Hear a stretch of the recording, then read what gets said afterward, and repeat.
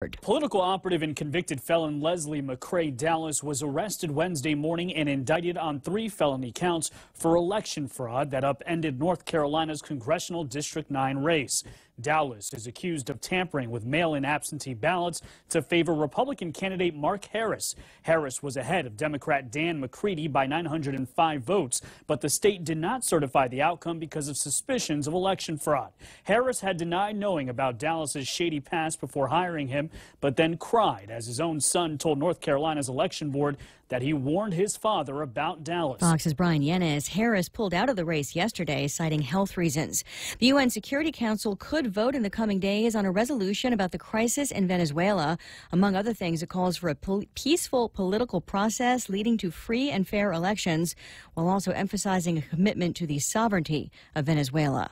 Sentencing day for a man convicted of killing ex-lovers during a weekend-long killing spree. A New Jersey man getting a 190-year prison term for 3 murders in Newark, 2 ex-girlfriends, and a man one of them was dating. Jeffrey Holland, convicted of choking, drowning, and sexually assaulting Taniqua Rouse in 2016. Her 5-month-old found in a closet unharmed. Police say the next day Holland kicked in ex-girlfriend Ashley Jones's door and shot her and her boyfriend to death. This while 3 young kids were in the house. 2 of them Holland had with Jones and 1 belonging to her boyfriend. Holland won't be up for parole for 158 years. Lillian Wu, Fox News. An hour to the close on Wall Street, stocks turning mixed. The Dow is still down about 67 points, but the S&P and the NASDAQ are higher. I'm Lisa Brady. This is Fox News. Guam Regional Medical City. We bring the healthcare advances of the world directly to you. We are an acute care hospital that complements your needs with our robust outpatient specialty clinics. From preventative care to critical care, we strive for consistent excellence at GRMC. Our core philosophy is where patients are partners, which means we work as a team to make a healthier version of you. For more information about GRMC, visit us at grmc.gu. Here at APL, our core values give the company its heart and soul. Whether it's connecting your business with our global network through our newly enhanced service or investing our efforts into giving back to the community, APL is committed to serving you. We humbly honor the opportunity to find innovative solutions for you and your business. To learn more about our enhanced service, call 588-4651 or visit www.apl.com/Guam for more details.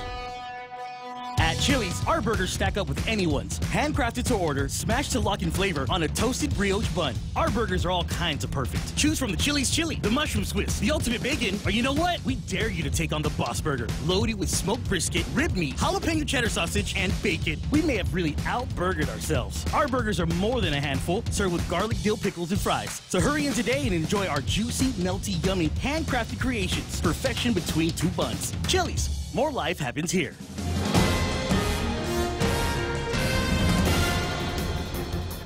Half a day and good morning, Guam. News time here at The Point is 7 minutes past 6 a.m. this Thursday morning. I'm Kevin Kerrigan. Here's a look now at some of the top stories from the Guam Daily Post.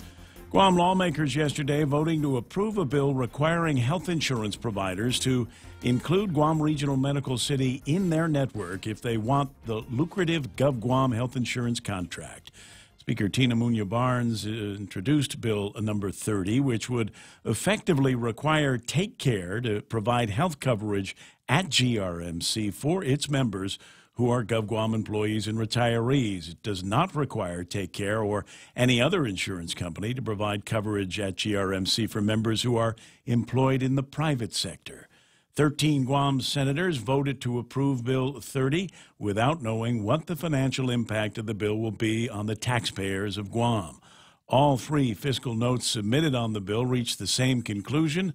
The Bureau of Budget and Management Research cannot determine the potential cost impact to GovGuam at this time. Take Care President and CEO Joseph Husline, who has threatened to file a lawsuit if Bill 30 becomes law, said that they will review and assess the language of the measure.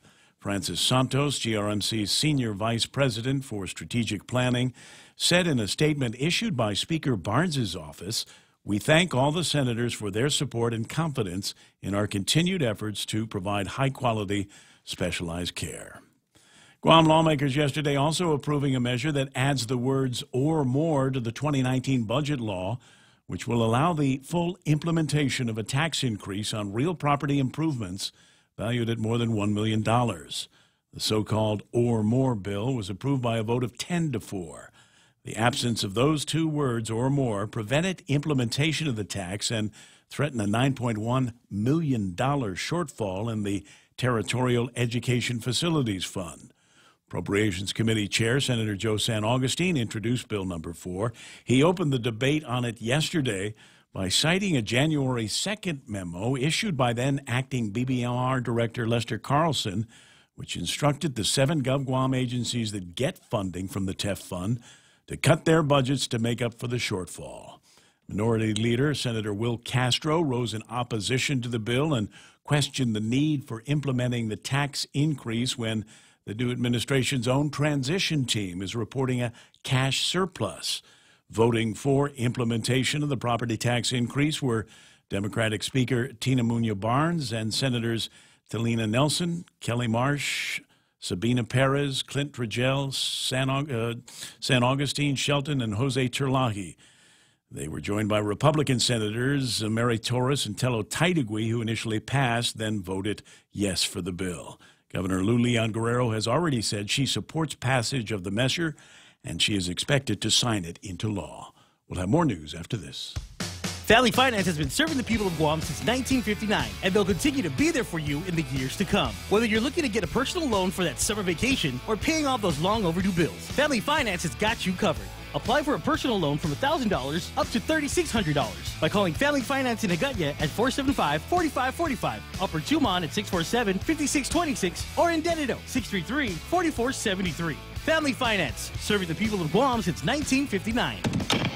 Hi, welcome to this Subway ad for our all-new Ultimate Cheesy Garlic Bread. How would you like it? I'll take a skeptical grandma. Set in her ways?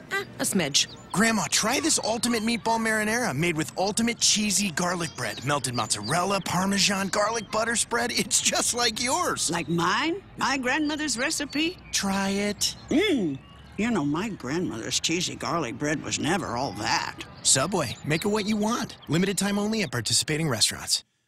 News time here at The Point is 11 minutes past 6 a.m. Guam Congressman Michael San Nicolas has introduced another measure to correct the Loyalty Recognition Act in order to allow for the release of funds to World War II survivors. Reparation awards to those survivors of the Japanese occupation have been held up because of the loyalty law's lack of an appropriations clause. San Nicolas says that this new bill, H.R. 1365, was introduced as an alternative to the previous measure he proposed, which has been referred to the House Appropriations Committee. This new bill would remove the existing appropriation language and allow the Department of Treasury to issue checks on the funding that is already available. It was drafted in consultation with the Treasury Department and has been referred to the Committee on Natural Resources. The congressman said in a release this morning that the bill was written in conjunction with Governor Leon Guerrero's pursuit of an administrative remedy, and we now have engaged 2 legislative remedies. These 3-pronged approaches, he said, puts all options on the table in order to achieve the quickest solution possible to get war claims paid, said San Nicolas. Guam National Guard yesterday offering an apology to the family of Private Second Class Clayton Naputi Cepeda, whose body was brought home to Guam Sunday night. Usually a top GovGuam official joins grieving family members when a fallen Guam service member's remains are brought home, but no dignitaries joined the Cepeda family Sunday night when the Army private's flag-draped casket arrived at the airport. In a written statement, the Guam Guard said the arrival date and time were not properly communicated to the staff of the governor's office. The Guard said it meant no disrespect to the Cepeda family, and their procedures are now under review. The 19-year-old was found dead in his Army barracks at Camp Humphreys in South Korea on February 11th. The Army has not yet released the cause of his death. For these stories and more, log on to postguam.com or pick up a copy of today's Guam Daily Post. Ray and Mike now with a look at weather. Oh, this is exciting weather today, folks. You might want to sit down for this. Partly cloudy skies. Isolated light showers, east winds up to about 20 miles an hour, becoming light in the evening. Highs near 88 degrees and overnight lows of about 76 degrees. Sunset tonight about 6:30. Sunrise this morning should be about 6:38 or so. And yeah, that's all the excitement. I think I might be able to breathe into the weather forecast today. I'm going to throw it over to Mike and see if Mike can make some heads or tails on the radar imagery we've got. Mike? Yeah, checking the radar there. We're actually seeing the incoming dry trade winds, the high pressure that's creating that. This is kind of the boundary between that and this dying tropical storm that used to be Typhoon Wu-Tip off to our northwest. No, the satellite imagery will show you that it is definitely dying. It's fizzling out in a hurry, and this is literally the boundary of the drier air and the trade winds coming on in. That'll move on throughout the day today. Some isolated showers there. You can see Wu-Tip there, much of just nothing now. At this point, just a low-level circulation. The thunderstorms have pretty much dissipated around it. It's losing all of its oomph, so to speak. That is a technical term, by the way. Oomph. And so, it should track off very slowly to the west-northwest and dissipate over the next 24 hours or so and be a long-distant memory by this weekend. Can you imagine? Mm-hmm. Can you imagine? Because it was all we were talking about last weekend. You know, this again, they will be going back in reanalysis of this system for probably several weeks trying to figure out just what the heck happened. It's a crazy storm, huh? 6:14 in the morning, and that's news and weather together brought to you by Bank Pacific, where others put branches, they place roots. Experience the Take Care difference. Take Care members can count on accessing a high-quality, credentialed network of on-island providers, including the convenient one-stop FHP Health Center and urgent care, access to an extensive off-island network of providers, and the island's largest offering of free fitness classes and health education programs. You can count on Take Care to deliver comprehensive, accredited insurance coverage and quality health care when and where you need it. Take Care. Our island, your health plan. Learn more at takecareasia.com. I got you. It's 6:14 in the morning. Portions of the program brought to you by my friends over at King's and their crazy 19 menu. It's zany, it's madcap, and they know that at some point today you are going to get the munchies. You know, when I say get the munchies, I mean you're just going to get hungry. I'm not suggesting that at some point you're going to ingest some kind of cannabinoid and all of a sudden you're going to say, hey, I'm hungry. I need something crunchy and sweet and savory. What do you got? But you might. So there is that possibility. And if you do, take your munchies with you to King's and check out their crazy lunch, Chicken Ranch BLT. And they make this exactly the way you would make it, except better. Spam sandwich, generous helpings of fried Spam slices, melted cheese, and a fried egg served on soft Hawaiian sweet bread or Hawaiian French toast. Huh? French toast? Did you just get a little slobbery when I said that? Think about what it's going to be like when you order it and eat it at King's. Security Title is honored to join in sponsoring Ray Gibson on The Point. My name is Alicia Blas from Agate, and this is where I start my day, listening to the voices of our community and sharing thoughts about issues that affect all of us. It all boils down to our people and our land. Putehi Igomamu. Protect your home. When purchasing or refinancing your home, remember to call the professionals at Security Title, just like you call Ray Gibson in the morning. Yay! 6:16 and the Ray Gibson Show brought to you by Guam Regional Medical City, the first choice for all of your specialty care needs. Also, American President Lines, they're shipping the future, and Micronesia Renewable Energy. You know, there's never been a better time to go solar. The Ray Gibson Show. Morning talk that matters. Call now, 888-TALK. That's 888-8255.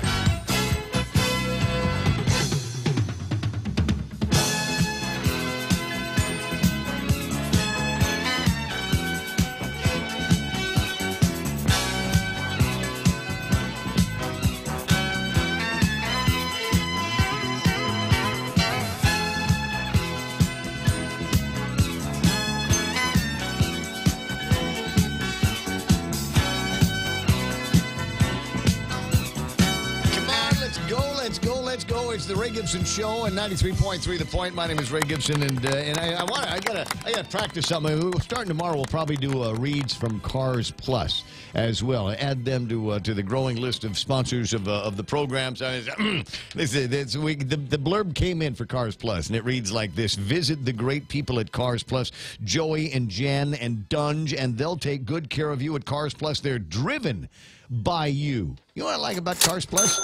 It's a motorcycle place right next door. I don't know. I'm not a motorcycle guy. I'm not there yet. The beard could do it. I realize I've got the beard so I could be a motorcycle guy, but the rest of it would totally be, middle-aged wimp on bike.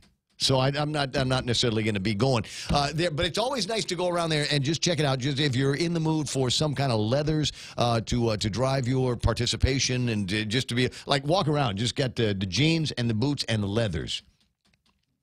You trying to find a sound effect that goes with that? I got nothing here, but to some people, leathers means a whole different thing. Yeah, and munchies. I was going to tell you today, could you dig out the sound effect of a seal or seals?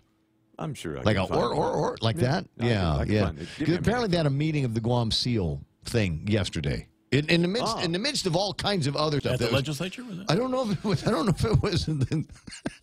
No seals at the legislature. Only mice, blind mice. But there's only 13 blind mice. We'll tell you the story about that as the program continues. One voice over there is Michael Knight. He's the producer of the program and gets the phone when you call at 888-8255-888-TALK. And then the other voice that you heard is Kevin Kerrigan from the Guam Daily Post. And a busy enough day for news yesterday and coverage of all kinds of incredible stories, including the one that is at the front page of today's Guam Daily Post. Senators OK bill that would benefit GRMC. And it is a bill that they have no idea what is going to cost anybody. And there's so much to this. And it may take the entire, 4 hours of the program for me to be able to get it all off my chest. I'll start with that in just a little bit. But first, the happiest moments of my day sound just like this. Sometimes you want to go where everybody knows your name, and they're always glad you came.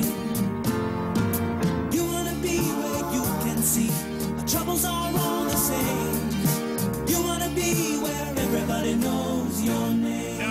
And first up, Ishmael Velez, who says, for those of you planning a visit to NB Guam at Naval Base this week only, updated to NEX Mini Mart and gas station hours because of the MEC are as follows: Monday through Friday, 5:0500 to 0800, and then 16:15, that's 4:15, until midnight, Saturday through Sunday, 0600, which is 6 o'clock in the morning, until midnight, which is midnight for those of you that are unfamiliar with the military clock there. Thank you for your patience and cooperation. Hey, Ismail, what's the going rate for a gallon of gasoline at the auto port, if you don't mind? John Ray Taitano with his buenos. I see Mark Cruz, Randy Kruger, Gabby LG saying good morning. Well, good morning back at you. Juanita's online. Rico Blancaflor of Marvic Pareja is playing around with the Facebook Live. So is James Howard, Charlene Marcia. So Bob Luzam, I got Ken Leon Guerrero. Gee, I wonder what Ken wants to talk about today. Mark Colby, and I did get a note from Mark on the media WhatsApp the other day.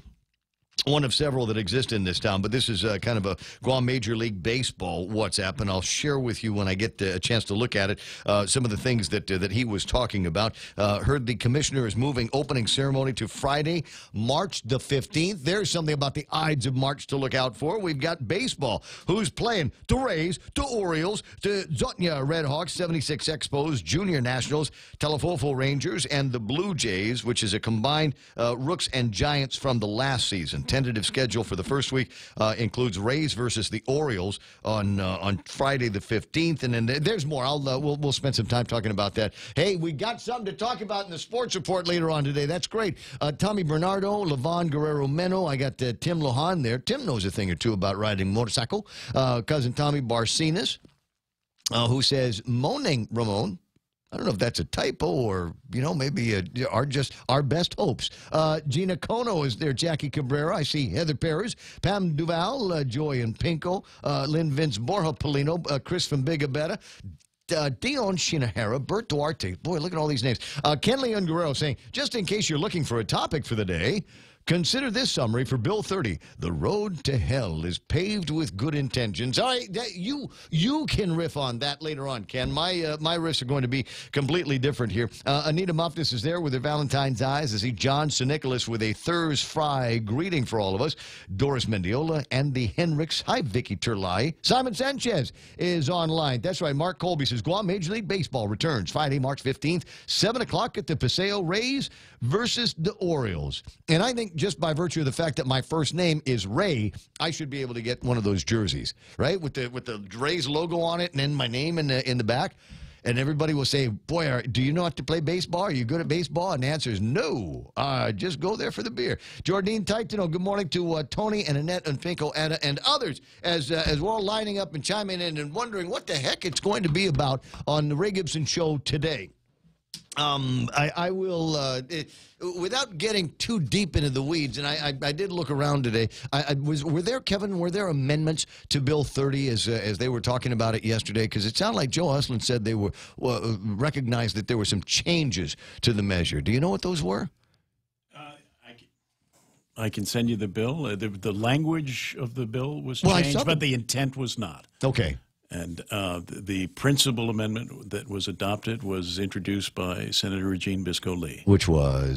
Which changed the language in the bill, but not the intent. Okay, so it's inconsequential, as opposed to the application when it finally gets over to Lulian Guerrero's desk, so, yeah. and find out what she's going to be doing with that measure. Gee, I don't know. Which way is that fish going to flop? And so I was wondering what that change might be. We'll find out a little bit later on. And I looked at the website this morning, and I didn't see the as-passed version of the bill. And if coming your way right now. Yeah, I was going to say if there was a substantial change, or if there was a change to it, it was one of those things that were impossible to see, even in the short context of the nature of that particular bill. So they went forward with that yesterday, and so you might be wondering, okay, what's in your head about this, Gibson? What do you think about this?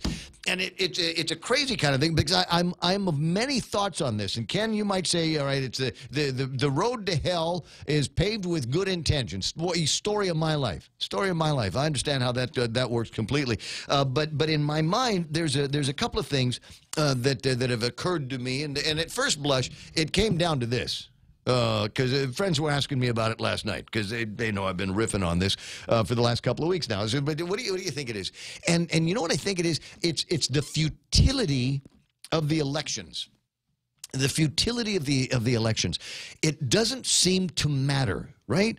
Who we vote for. It doesn't matter. Is it vote Republican or Democrat? Or we're going to vote for men and women. Or we're going to vote for the old versus the young, or the young versus it doesn't make any difference, does it?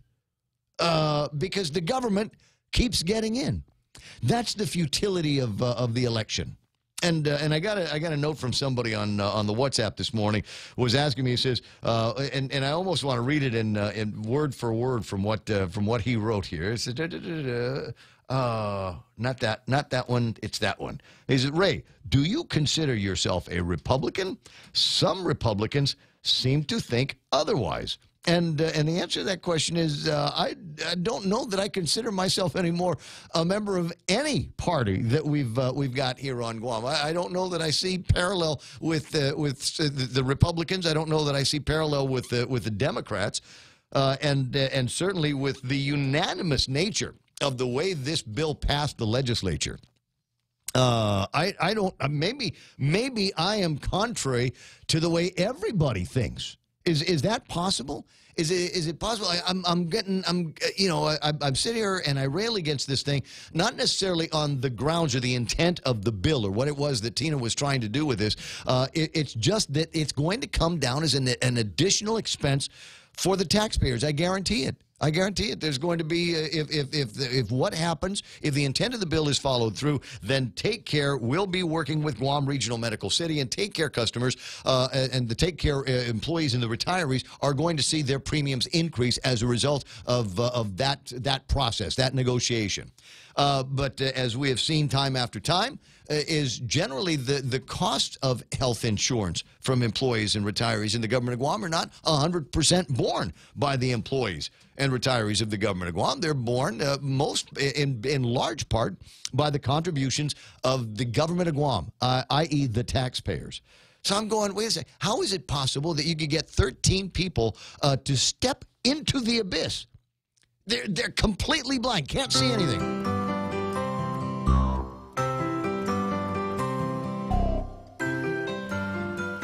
Would you walk into a car dealership and just say, I'll take that one? How much it cost? I don't know.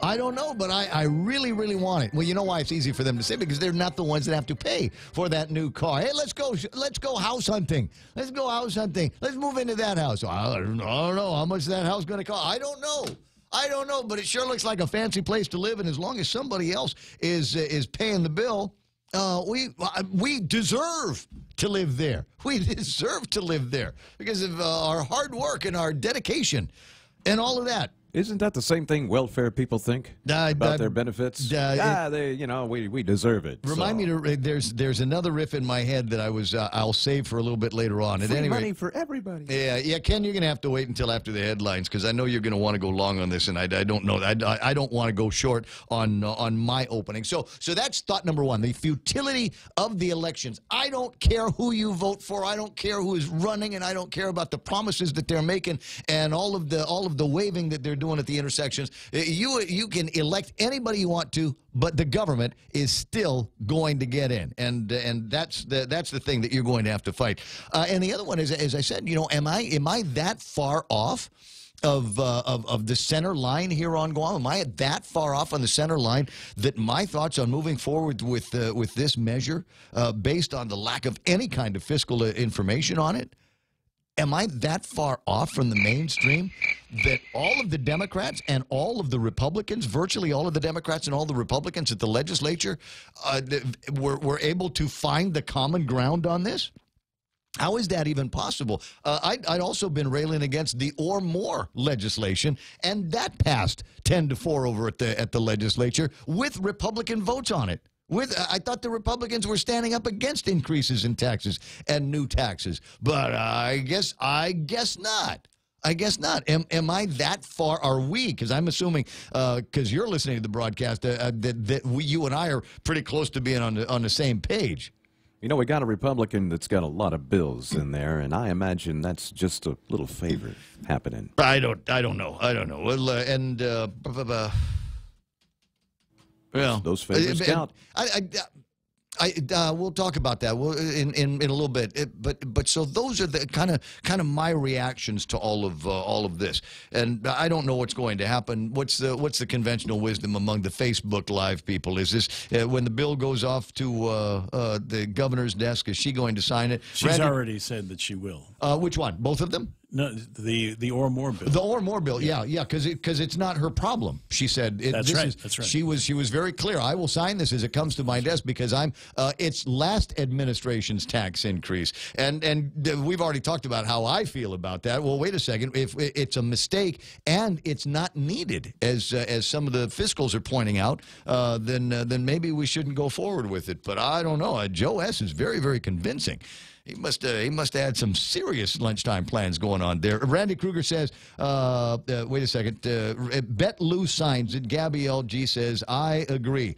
And thanks, Randy. I appreciate you saying I'm not that far off. So if I'm not that far, 5 is our telephone number. We'll get to calls and more on the other side of headlines. From the Guam Daily Post, here's Kevin Kerrigan. Half a day and good morning, Guam. In the headlines from the Daily Post this morning, a man accused of making a bomb threat back in 2014 was indicted yesterday by a federal grand jury. Jesse Joseph Margison, charged with maliciously conveying false information by telephone and making a false statement. According to the indictment, Margison used a cell phone to call 911 and falsely report a bomb at the Estumbo Dollar Housing Park in Dededo. According to the transcript of the call in the indictment, Margison said, in part, 1 hour, 3 bombs. Release Ricky McIntosh Jr. and Jathan Tatau or people will die. District Court Magistrate Judge Joaquin Manabusan has recommended the denial of a request to dismiss some of the criminal charges against officials of Guam-based Hanson Helicopters. John Walker, Marvin Reed, Kenneth Crow, and Philip Kapp of Hanson Helicopters were all charged in May of last year with wire fraud, money laundering, and destruction or falsification of records. Defense attorneys asked Judge Manabusan to dismiss 2 of the charges, accusing the 4 men of defrauding the National Transportation Safety Board and the Federal Aviation Administration. But After reviewing the indictment, Manabusan found the indictment sufficiently alleges that the defendants employed deceitful and dishonest means to obstruct the functions of the FAA and the NTSB. The defendants have 14 days to file their objections to the report and recommendation. Democratic Party of Guam yesterday calling out Senator Will Castro, who led the Republican Party of Guam's news conference Tuesday to declare opposition to tax increases. According to the statement from the Democrats, Senator Castro isn't against taxing you. He's just against taxing the few people who own billion-dollar properties.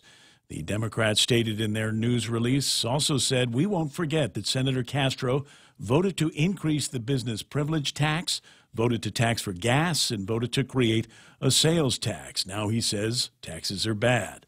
The Republican Party countered with a release of their own yesterday, saying, "The truth of the matter is that Democratic senators voted no when it came to fully funding the health care for working families at GMH when the hospital sorely needed it."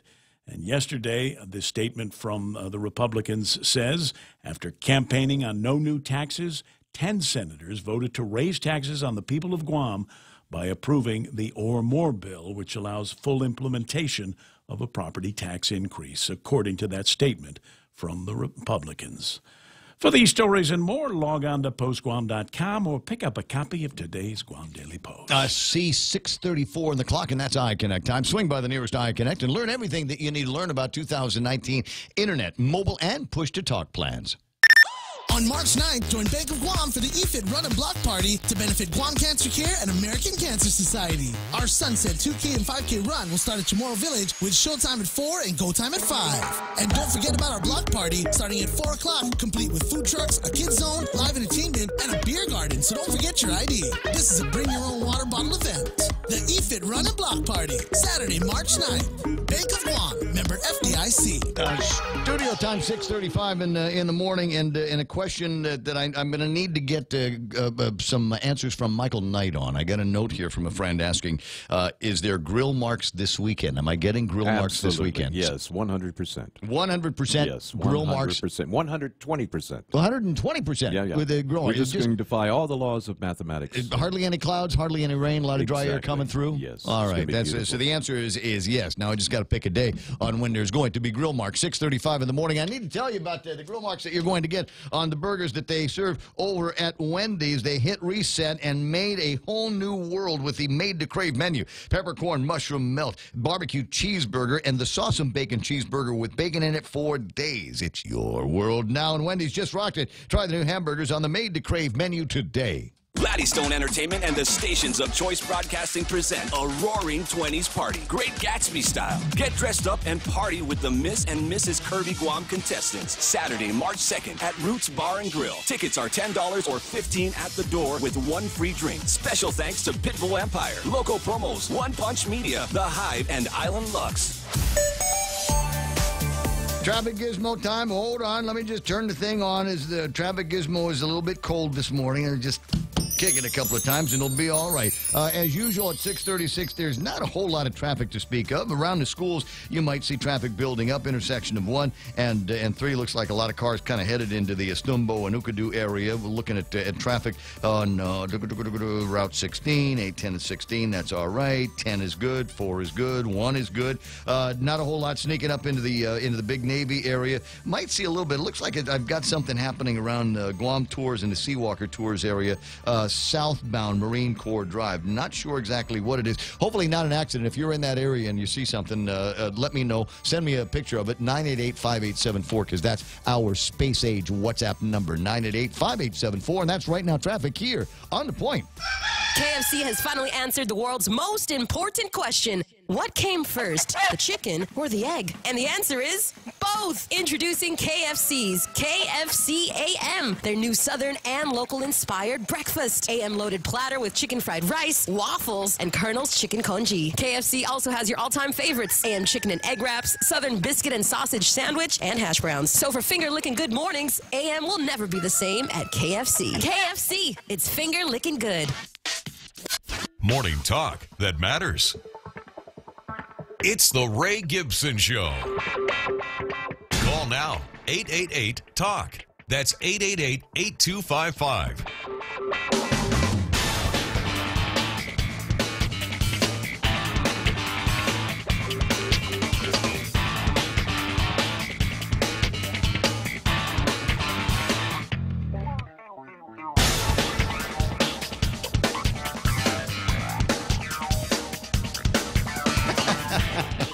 I'm sorry. That's I just my brother sent me a meme and it's funny and I can't put it on the air. Sorry. 6:38 in the morning. 888-8255. 888-TALK. What's the haps? What's the buzz on the Facebook Live here this morning? There's Melissa Sakimoto's there. Katie Baltazar. Good morning, Randy Kruger. Richard Leon says, and now we, the Guam public, knows why Guam and GovGuam has an ever-growing financial debt. Laws are passed without full research. Ismail with a response to my question, which is gas is $2.34 on Friday, but why write legislature to benefit a privately owned hospital instead of Guam's hospital? Just jam all your thoughts into one line here. Thanks, buddy. Elwin Chimpaco. At the legislature, everything over and under the moon can be bought, especially by those representing those now in power positions. Throw enough steaks in front of hungry dogs and they'll stop growling. No need to shoot them, just feed them. Vivian Sublime. Yes, Mark Cruz, exactly like one of the videos you pray you never play loud at work. Exactly like that. And Charlie Laurent is online this morning as well. 20 away from 7 o'clock in the morning. And so, as I said, I've got a couple of thoughts in my head, and among them is the futility of elections around here. Ken, you're welcome to riff on that if you want to. Or the idea is how is it possible that I could be, and I like to consider myself a reasonably intelligent guy and not extreme one way or the other in the least. And how is it possible that I find myself at odds with the majority, nay, the unanimous folks over at the legislature? How is that possible? How is it possible that you're on the opposite side of them? My goodness, here you would think that just prudence would demand that they have an inkling of an idea of what the fiscal ramifications of their acts are and their votes are over at the legislature, but they all went in. Everybody, even the ones that I thought were standing up initially and saying, well, we've got to take a look at this. We got to be careful, and then all of a sudden not. What does it say here? Amanda Shelton expressed concern about acting on the measure without knowing the cost for GovGuam. This is in the story in today's Guam Daily Post. She asked for a revised fiscal note from the Bureau of Budget and Management Research. They responded, issuing a third fiscal note on the bill, which reached the same conclusion as the previous two. Quote, the Bureau is not able to determine the potential cost impact to the government of Guam at this time for FY 2020. And she still voted in favor of it. Well, any thoughts that we in the public had that we've elected senators more concerned about the people of Guam than well-connected insiders were dashed when Marsh, Dr. Kelly Marsh. Yeah, Kelly Marsh voted no, and then within moments, after getting stink eye from the rest of the Democrats, changed her vote.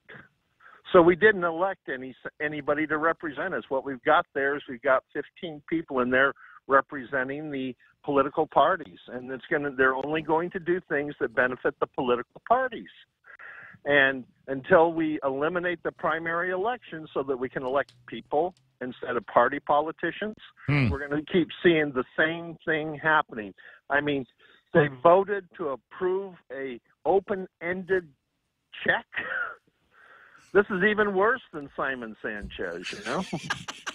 Are you talking about the guy or the school? You always confuse me. Simon Sanchez, the person, is a nice guy, a very, very intelligent guy. Was a hell of a DJ back when I was a DJ, too. Back in the day, yeah. At the old KATB? Yeah, but what we're talking about here is that we have a group of politicians who defy physical responsibility in their very first session, where they're just willy-nilly adding to the cost of government at the expense of the people. And the fact that they don't even care how much they're inflating costs is a big problem. It just goes to show that there's no pork barrel bill that's going to go before this legislature that won't be approved. I expect to see them come out unanimously in support of Guam YTK and GRRP and any other pork barrel bill that comes before the legislature. Then you know what we've got to do here, Ken, is I'm tired of swimming against the tide here. Is there pork barrel legislation that you and I might be able to introduce that would be good for us? Well, let me ask you this. Do you own a multi-million-dollar company that makes large political campaign contributions? Sadly, not at this time. Neither do I. So my chances of getting a bill into this legislature that would be passed are pretty slim. I'm not asking for a lot of just, Super Bowl Monday holiday. I mean, can we get something like that? So when are they going to go back to work and try to, I don't know, fix actual problems around here? Well, I hate to say I told you so, but, I put this little video out back in early August expressing my concerns about pork barrel politicians. And in the very first session of the legislature, all my worst fears are coming true. So what this says for the people of Guam is every one of those people got elected brand that we are going to reduce the cost of government. We are going to reduce taxes. We're going to roll back taxes. We're going to make government more transparent. We're going to make government more responsible to the people. And in their first act, they increase taxes. They pass a bill that's going to cost taxpayers millions of dollars, and it's going to damage Guam Memorial Hospital. So we're going to have to put more millions of dollars in the hospital to keep it afloat. They've given themselves raises, and they've expanded government. So basically they've gone back. Actually, they've done the exact opposite of every campaign promise made last year. There's a story. Nestor Lecanto did the story at KUAM, and it attributes a quote here to Speaker Tina Rose Munya Barnes, and I found it amusing. The larger the pool, the cheaper the cost, and based on projections that was provided on the fiscal note, it looks like we're having a trend on the reduction of the price cost today. So I'm hoping that with the Insurance Negotiation Committee and their work, their due diligence, and their work moving through, there'll be positive outcomes. I'm interested because it says now the negotiation committee is going to be doing the due diligence that, frankly, the legislature should have been doing on the cost. And I'm curious as to what fiscal the legislature writes the checks. What fiscal note says there's a trend on the reduction of price today? What physical note? That's what it says. She says she's referring to a fiscal note. You couldn't get it. A fiscal note that looks like we're having a trend on the reduction of the price cost today. Well, it's going to be interesting to see when the insurance is finally costed out. Yep. How the politicians plan to pay for it. Now, they'll have three options. The first option is to raise the premiums on all the government of Guam employees, but they won't do that. You know why? They're going to run for office in 2 years. Well, no, the cost will remain the same to employees and retirees. It'll go up for the taxpayers. Well, like I said, they won't raise the premiums to the government employees. They'll raise the taxes to us. And so it's a no-win situation for taxpayers. So as long as we've got political parties controlling who gets into the legislature, we're going to see this get worse. I mean, we got 164,000 people on this island. We've got a $1 billion government budget. We got $5 billion in debt. You know, you can only squeeze so much blood out of a rock, and then there's no more blood to squeeze, and then we got Puerto Rico Part 2. Oh, watch the airplanes. Watch the airplanes. They're going to be like California. People are going to be moving to Arizona. People are going to be moving to Nevada. People are going to be moving up to Oregon. Unfortunately, we don't have one of those, an I-5 that people can escape to. 6:47 in the morning. Hey, listen, I got to let you run. There's a couple of other things that I thought were interesting yesterday that I wanted to share up with the audience, and it requires a conversation with the acting governor of Guam. Well, I'm going to be listening to that very carefully. Well, because it has to do with the Guam seal. I got the Lieutenant Governor Tenorio, actually the acting governor of Guam on the line. Good morning, Gov. Good morning. So did you hear from Auntie Lou yet? Has she told you anything? Is she coming back with money? You know what? We haven't had our daily call yet, so I'll probably be letting her know about our call. So I'm the first one? Yeah. Okay, tell her this. Ray Gibson said to veto. Actually, I don't know. She can veto if she wants to the Bill 30 that passed yesterday, but I don't know. It looks like it's veto proof. It was unanimous. So 13 blind mice voted for it. So I don't know what's going to be happening. It might be politically expedient to just let that one go. I know that she's crazy about rectifying the mistake made by the 34th Guam legislature, and I think she's already spoken on how she would deal with that. But now, do you know when she's coming home? She'll be back on Saturday. Okay. All right. So what have you accomplished? She's going to ask you this question, so I'll ask you. Josh, what did you do while I was gone? Well, I helped keep things together for her. The place ain't burning down, is it? The store's still open. Now, yet, I mean, I know because many of the people that were there are friends of mine, and they referred to a very, very productive meeting on the Guam Seal, which is traditionally under the auspices, if you will, of the Lieutenant Governor's office. So tell me about your Guam Seal meeting yesterday.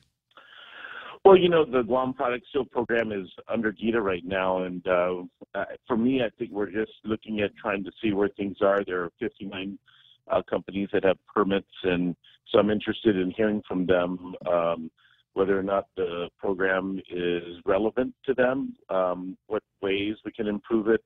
Also looking at the people that used to have, the businesses that used to have that seal, they don't, and why that is. There was some discussion about the labeling law that we have, concerns about all these products that are made in foreign countries that come in with appearing to be local products versus, what, if any, value is added by the local products that have the seal. So just really looking at fact-finding. Senator Jimmy Moylan and Senator Kelly Marsh typing over there. Both of them are interested in making some improvements. So I think we'll have a good partnership with them and the community. I'm looking for 2 of the 59 permit holders. I wanted to see whether who might be interested in being on this task force, which is in law. Okay. Now you'd mentioned Jimmy Moylan. My understanding is there was a conversation that was floating around about an increase in some kind of a tax holiday, if you will, something like an extension of the Santos Act that would allow for a higher cap of exemptions to be provided to businesses with Guam seals. Did that conversation go very far? Yeah, well, there's some legislation that he has introduced that would give some small business assistance, and so he's taking a look at that and trying to figure out how that could be an effective way of encouraging people to create more local products. But then they were also talking again about just enforcement of the program, and I think really just making sure that it's relevant and how it could be relevant and how it could be an incentive. And, even looking at things that we're doing, including at our main marketplace, the Chamorro Village, and, whether or not priority placement in slots can be made for people that have those products, or should there be a section where it's clearly delineated that these are the products with the Guam product. So those are all the kind of talking that's going on, and we'll meet again next month after we get some additional information from the current permit holders and see how things are going with the current program. Chris Valencia online this morning asked, Lieutenant Governor, is the office still taking care of the Island Beautification Task Force? Yeah, we are actually. Right now we're assembling a bunch of lists, all of the memorials, all of the parks, all of the bathrooms. GVB goes out and does a check, and my office is going to do a sweep to kind of take a look at the status of all of these things, looking at bringing in some nonprofit people and community people to help steer this together. But yeah, that we're getting up and ready to kind of do some concentrated efforts. God-awful, butt-ugly chain link fence in front of JFK. You know what? We're looking at that right now. So after we spoke, I've talked to Public Works and Federal Highways, and it all has to do with dissuading the JFK kids from crossing before that intersection. So, Just start handing out citations, and they'll stop running across the street. Right. Well, first of all, we don't want any of them hit. So you put there's an idea I've got. I'll share it with you in a direct message. Yeah, big planters. Yeah, no, we're talking about them. Yeah. So they're doing the research already. This could be the happiest and saddest day of my life. I want to thank you very much. I want to thank you for that. Josh, listen, I promise the next time we talk, we'll get you in the studio and we'll really move some stuff around, okay? All right, thanks. I'll see you pretty soon. 888-8255-888-TALK is the telephone number. I was looking for, is the doctor there? Doctor, is there a doctor in the house? Good morning, Ray. Hey, you know what? I'm okay. Did your little girl enjoy Shadow Day yesterday? She wasn't able to get out of class, but she's looking at all her future high school opportunities. So yeah. Well, have her get together with my little girl. I think it was a good time. Yes, and they're growing up, so they're not so little anymore. I gotta talk to her.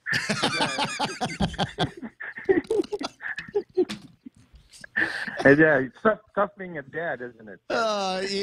There's easier things for sure. 6:55. What's on your mind, Doc?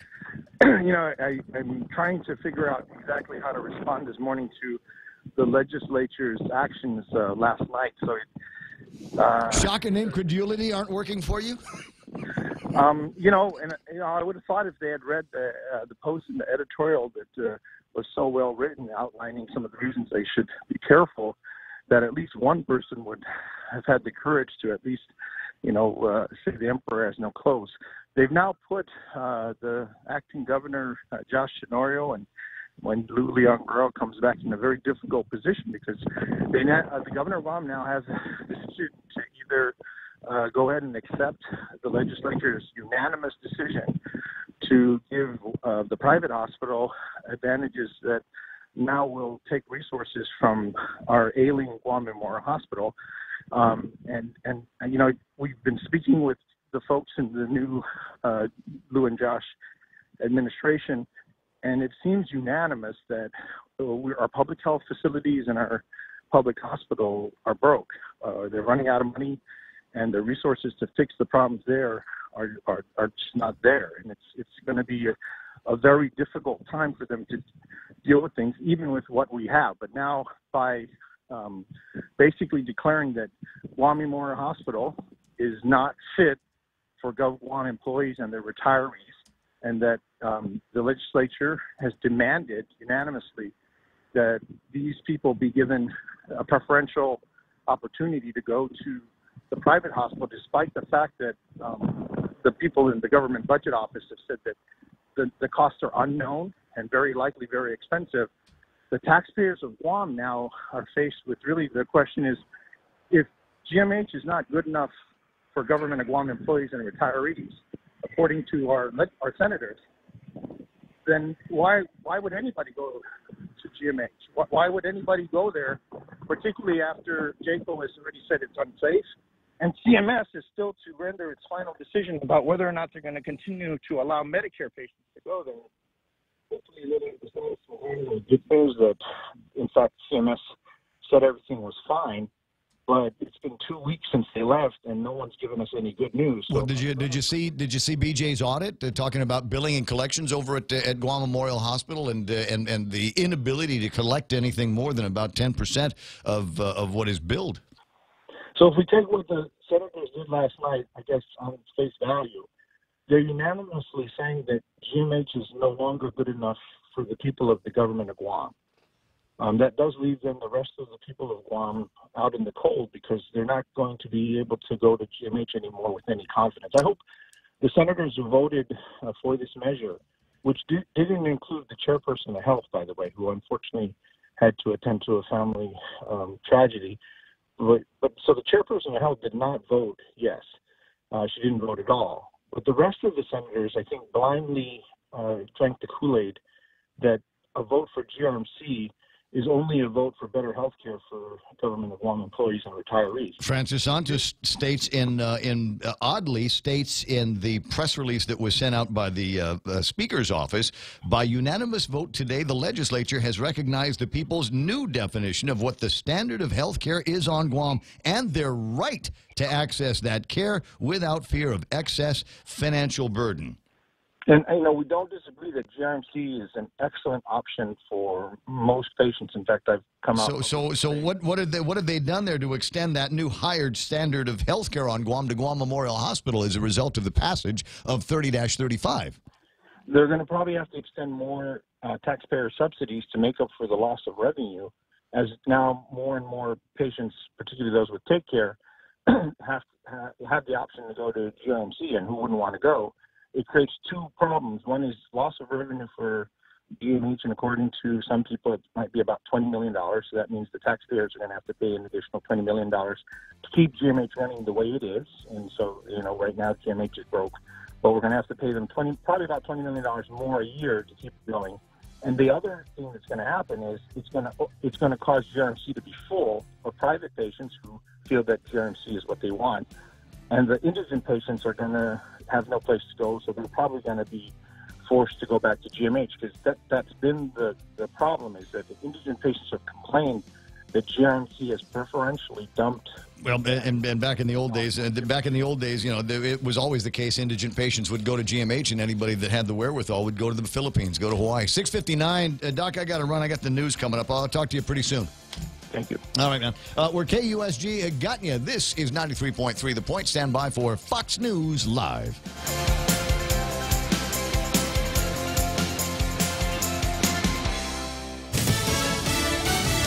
A long day in the hot seat for the president's former lawyer. I'm Lisa Brady, Fox News. Michael Cohen ripping the president while apologizing for his own lies about 2 months before he heads to prison. Questions have been raised about whether I know of direct evidence that Mr. Trump or his campaign colluded with Russia. I do not. But Cohen tells a House committee he has his suspicions. For instance, an overheard conversation leading him to believe the president did know in advance about the Trump Tower meeting arranged by Donald Trump Jr. with a Russian lawyer. He also says the president knew in advance about a WikiLeaks dump damaging to Hillary Clinton. And Cohen says he's ashamed of his own actions over 10 years working for someone he now describes as a racist and con man. How many times did Mr. Trump ask you to threaten an individual or entity on his behalf? This question from California Congresswoman Jackie Speier. Quite a few times. 50 times? More. 100 times? More. 200 times? More. 500 times? Probably. Cohen also says the president wrote personal checks after the election to reimburse him for hush money payments to porn star Stormy Daniels. Republicans on the committee repeatedly attacking Cohen's credibility. He will say whatever he wants to accomplish his own personal goals. He's a fake witness, and his presence here is a travesty. I hope the American people see through this. Tennessee Congressman Mark Green among those accusing Democrats of a political fishing expedition. A statement just released by the Trump campaign refers to Cohen's array of crimes, including perjury, asking why Congress even bothered to swear him in this time. Stocks finished lower. After fluctuating all day, the Dow down 72 points at the closing bell, back under 26K. The NASDAQ, though, slightly higher. This is Fox News.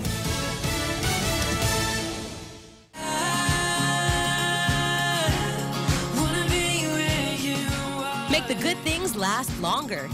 Get 3 more days for free on our 3-day prepaid rate plan. That's 6 days of unlimited local calls, SMS, and 1 gig of 4G LTE data per day for just $7.95. Text HS3 to 3282 from your Docomo Pacific prepaid phone to sign up today. Docomo Pacific, better together. Some conditions apply. Great news from Exchanged, Guam's #1 online and mobile remittance service to the Philippines. Get a chance to win a trip for 2 to Manila with 3 days and 2 nights accommodations at the Belmont Hotel at Resorts World Manila. Here's how to join. Download the Exchanged app or visit exchange.me. Sign up and send money to the Philippines. You can also visit the Exchanged office inside the iConnect building in Upper Tumon. Promo ends May 2nd, 2019. Call 888-736-3 for more information. Conditions apply. Take advantage of Exchange Dollar to Remit promo. Visit exchange.me for details. The U.S. House just passing a gun bill, considered the first major gun legislation taken up by Congress in nearly 25 years. It would expand federal background checks by closing loopholes, including for Internet and gun show sales. It increases safety without limiting our Second Amendment rights by implementing common sense policy. Kansas Democratic Congresswoman Sharice Davids, 8 Republicans joining Democrats to support the bill, which faces an uncertain path in the U.S. Senate. A former police officer in Florida is using the state's controversial self-defense law to claim his shooting of a stranded motorist was justified. Prosecutors in Palm Beach County, Florida, say a former police officer fired for shooting a stranded motorist to death and now being tried for his manslaughter gave a statement to investigators which doesn't fit the evidence. Former officer Newman Raja says Corey Jones pointed a gun at him, forcing Raja to fire, but an audio recording purports to show Raja, who was in plain clothes and who left his badge in his car, never identified himself as a policeman. Prosecutors say Jones, who was legally carrying a gun, threw his gun away when confronted and ran away when shot. In Miami, Eben Brown, Fox News. Supporters of legalizing marijuana try again in New Hampshire. The state house approving a bill. The bill would allow legal possession of an ounce of the drug and establish a statewide commission that would regulate sales. The bill now goes for debate in a state house committee before coming back to the full house for a final vote. The New Hampshire legislature has gone down this road before. Last year, the House passed a similar marijuana measure, but the legislation was defeated in the state Senate. Both chambers are controlled by Democrats, but Republican Governor Chris Sununu said he would veto the bill if it got to his desk. Fox's Gernal Scott. Recreational marijuana is currently legal in 10 states. I'm Lisa Brady. This is Fox News. Experience the Take Care difference. Take Care members can count on accessing a high-quality, credentialed network of on-island providers, including the convenient one-stop FHP Health Center and Urgent Care, access to an extensive off-island network of providers, and the island's largest offering of free fitness classes and health education programs. You can count on Take Care to deliver comprehensive, accredited insurance coverage and quality health care when and where you need it. Take Care. Our island, your health plan. Learn more at takecareasia.com. Here at APL, our core values give the company its heart and soul. Whether it's connecting your business with our global network through our newly enhanced service or investing our efforts into giving back to the community, APL is committed to serving you. We humbly honor the opportunity to find innovative solutions for you and your business. To learn more about our enhanced service, call 588-4651 or visit www.apl.com/Guam for more details. At Chili's, our burgers stack up with anyone's. Handcrafted to order, smashed to lock in flavor on a toasted brioche bun. Our burgers are all kinds of perfect. Choose from the Chili's Chili, the Mushroom Swiss, the Ultimate Bacon, or you know what? We dare you to take on the Boss Burger. Loaded with smoked brisket, rib meat, jalapeno cheddar sausage, and bacon. We may have really out-burgered ourselves. Our burgers are more than a handful, served with garlic dill pickles and fries. So hurry in today and enjoy our juicy, melty, yummy, handcrafted creations. Perfection between two buns. Chili's, more life happens here.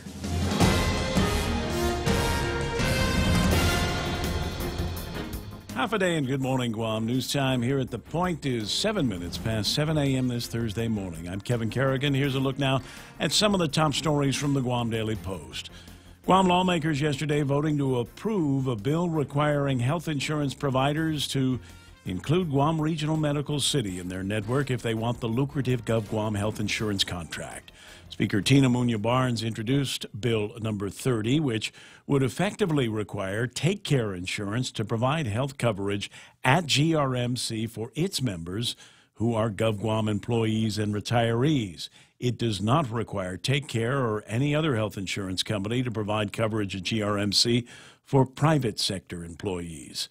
13 Guam senators voted to approve Bill 30 without knowing what the financial impact of the bill will be on the taxpayers of Guam. All 3 fiscal notes submitted on the bill reached the same conclusion. The Bureau of Budget and Management Research cannot determine the potential cost impact to GovGuam at this time. Take Care President and CEO Joseph Husline, who has threatened to sue if Bill 30 becomes law, said they will review and assess the language of the measure. Francis Santos, GRMC's Senior Vice President for Strategic Planning, said in a statement issued by Speaker Tina Munoz-Barnes' office, "We thank all the senators for their support and confidence in our continued efforts to provide high-quality specialized care." Guam lawmakers yesterday also approving a bill that adds the words "or more" to the 2019 budget law, which will allow the full implementation of a tax increase on real property improvements valued at more than $1 million. The so-called "or more" bill passed by a vote of 10-4. The absence of those two words, "or more," prevented implementation of the tax and threatened a $9.1 million shortfall in the Territorial Education Facilities Fund. Appropriations Committee Chair Senator Joe S. San Augustine introduced the bill, warning that the heaviest cuts would fall on education. He opened the debate on Bill number 4 yesterday by citing a January 2nd memo issued by then acting BBMR Director Lester Carlson, which instructed the 7 GovGuam agencies that get funding from the TEF Fund to cut their budgets to make up for the shortfall. The Guam Department of Education was facing the heaviest blow. They were instructed to reduce spending by $4.7 million. Minority Leader Senator Will Castro rose in opposition to Bill 4. He questioned the need for implementing the tax increase when the new administration's own transition team is reporting a cash surplus. Voting for implementation of the property tax increase yesterday were Democrats Speaker Tina Munya-Barnes and Senators Talina Nelson, Kelly Marsh-Titano, Sabina Perez, Clint Rigel, Joe San Augustine, Amanda Shelton, and Jose Terlahi. They were joined by Republican Senators Mary Torres and Tello Taitagui. Governor Lou Leon Guerrero has already said she supports passage of the bill, and she is expected to sign it into law. We'll have more news after this. Attention homeowners, if you don't have a solar energy system on your roof from Micronesia Renewable Energy, now is the time to get one. MRE solar energy systems now come with battery storage for zero money down. This means that your home will have power even when the island power isn't available, like during power outages or during and after storms. The inconvenience of not having power for your home is a thing of the past. Don't be left in the dark. Call 632-2613 for a free consultation. MRE, the smarter choice. KFC has finally answered the world's most important question. What came first, the chicken or the egg? And the answer is both. Introducing KFC's KFC AM, their new Southern and local-inspired breakfast. AM-loaded platter with chicken fried rice, waffles, and Colonel's chicken congee. KFC also has your all-time favorites, AM chicken and egg wraps, Southern biscuit and sausage sandwich, and hash browns. So for finger-licking good mornings, AM will never be the same at KFC. KFC, it's finger-licking good. 11 minutes past 7 a.m. here at The Point. Guam Congressman Michael San Nicolas has introduced another measure to correct the Loyalty Recognition Act in order to allow for the release of funds to World War II survivors. Reparation awards to those survivors of the Japanese occupation have been held up because of the Loyalty Recognition Act's lack of an appropriations clause. San Nicolas says that this new bill, H.R. 1365, was introduced as an alternative to the previous measure that he proposed, which has been referred to the House Appropriations Committee. This new bill would remove the existing appropriations language and allow the Department of the Treasury to issue checks on the funding that is already available. It was drafted in consultation with the Treasury Department, and it has been referred to the Committee on Natural Resources. The congressman said, in conjunction with Governor Leon Guerrero's pursuit of an administrative remedy, we have now engaged 2 legislative remedies, he said. This 3-pronged approach, he said, puts all options on the table in order to achieve the quickest possible solution to get war claims paid. The Guam National Guard yesterday offering an apology to the family of Private Second Class Clayton Cepeda, whose body was brought home to Guam on Sunday night. Usually a top GovGuam official joins grieving family members when a fallen Guam service member's remains are brought back home, but no dignitaries joined the Cepeda family Sunday night when the Army private's flag-draped casket arrived at the Guam International Airport. In a written statement yesterday, the Guam Guard said the arrival date and time were not properly communicated to the staff of the governor's office. The Guard said it meant no disrespect to the Cepeda family, and their procedures are now under review. The 19-year-old was found dead in his Army barracks at Camp Humphreys in South Korea on February 11th. The Army has not yet released the cause of his death. For these stories and more, log on to postguam.com or pick up a copy of today's Guam Daily Post. Ray and Mike now with weather. I was pondering something while you were doing the news, and with apologies to you, I did not have your picture up the entire time you were doing that. I know it didn't make any difference. I've got a picture that I think you sent me of Lulian Guerrero, this governor. Lulian Guerrero, and I believe that is Nancy Pelosi. It is. And so this, I'm sorry, this requires a caption. This picture here requires what are you supposed to? Because you got Lulian Guerrero's talking to Nancy Pelosi, right? Yeah. He's a Governor Lulian, two powerful ladies talking to each other in conference over what could be vodka but looks like water in front of them. So I'm wondering what's going through Nancy Pelosi's head as she's listening to Governor Lulian Guerrero. I don't know, but we have tape of her during the State of the Union address. Nancy Pelosi. Yes. Just saying. You found the seals. All right, Facebook Livers, we need a caption for that. All I can think of is Nancy Pelosi is thinking either paste is good or, wow, I can taste the rainbow. It's 7:14. Here it comes. The weather, partly cloudy skies and isolated light showers. Winds from the east, 15 to 20 miles an hour, becoming light in the evening. Highs near 88 degrees and overnight lows of about 76 degrees. And I don't care what you say. The wind is unbearable these days. I went out and got some miles on me, and it was great right up until I got to the Paseo and turned around. That's right. And yeah, I faced those, and I'm going, Mike's full of crap. This ain't 15-mile-an-hour wind today. It was coming in heavier. Sunset at 6:29, sunrise at 6:38 this morning. Michael Knight now with a look at the weather radar. I'm sorry. Quick look at what the radar and the satellite imagery is saying now. We can literally see the boundary of the dry trade winds coming on in. It's a little convergence. It's already slipped on past the Marianas and moving on to the west. We do have what was Typhoon Wutip quickly, unraveling is the best way to describe it, off to our northwest. The little bit of rain we'll see today, you might see some, and it won't last long, and it won't be very much. Taking a look at satellite, nothing really left of Wutip except a low-level circulation. Most of the convection has been blown away from it, and that's going to continue to happen. Wind shear has chewed it up. The water temperatures are doing the rest, as well as the dry air. Again, looking at satellite here. Yeah. You can see, those of you that are on Facebook Live and can actually watch the pictures here, you can see the pinks in amidst the blues that are coming in with the clouds from the east. The pink represents actually very dry air, relatively speaking. And so all of this is coming in to put us back into that nice wintry trade wind scheme. And that should continue for at least the next week or two. Looking at the Windy app, and it's showing the possibilities of another surge, maybe our very last one coming in sometime midweek next week. That'll be nice, a little reinforcement of some of those trade wind breezes before things start to get hot dry again. Air. Yeah, well, it felt like it was starting to get hot again yesterday, but maybe that's just because it wasn't as windy and snotty and rainy as it was over the weekend. That's the thing. We didn't have many clouds, and we were still in a transition between the really moist air that was moving out with Wutip and the drier air coming in, and that was before this line of showers. This boundary really bringing in the dry air had moved in. So yeah, yesterday was actually quite humid and warm. All right, and the caption so far on this picture here is Nancy Pelosi tomorrow. Is that with cinnamon and sugar or with chocolate? And the other and it's Lulian Guerrero saying no, Madam Speaker, those are churros. You're thinking, I love it. You guys keep up the good work. And as I say, it's this picture here that requires some kind of a caption. Lulian Guerrero talking to the spaz Nancy Pelosi. I'm sorry, but that actually is really good. Right?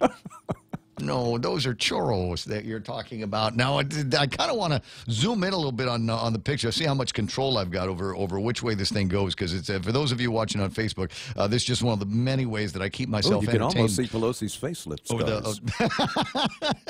scars. So in front of there, you got the flowers, and then right next to the flowers, to the immediate right of the flowers, is a bowl of what I imagine is little packets of little sachets of cocaine. Got to be right. Absolutely right. It's 7:17 in the morning. Portions of the program here brought to you by a whole bunch of people we'll talk about after this. Laddystone Entertainment and the stations of Choice Broadcasting present a roaring 20s party. Great Gatsby style. Get dressed up and party with the Miss and Mrs. Kirby Guam contestants. Saturday, March 2nd at Roots Bar and Grill. Tickets are $10 or $15 at the door with one free drink. Special thanks to Pitbull Empire, Local Promos, One Punch Media, The Hive, and Island Lux. Portions of the Ray Gibson Show brought to you by my pals over at King's Restaurant. They're your pals as well. They put together, and I'm telling you, there's going to be munchies today. Whether marijuana is involved or not, you're going to get hungry.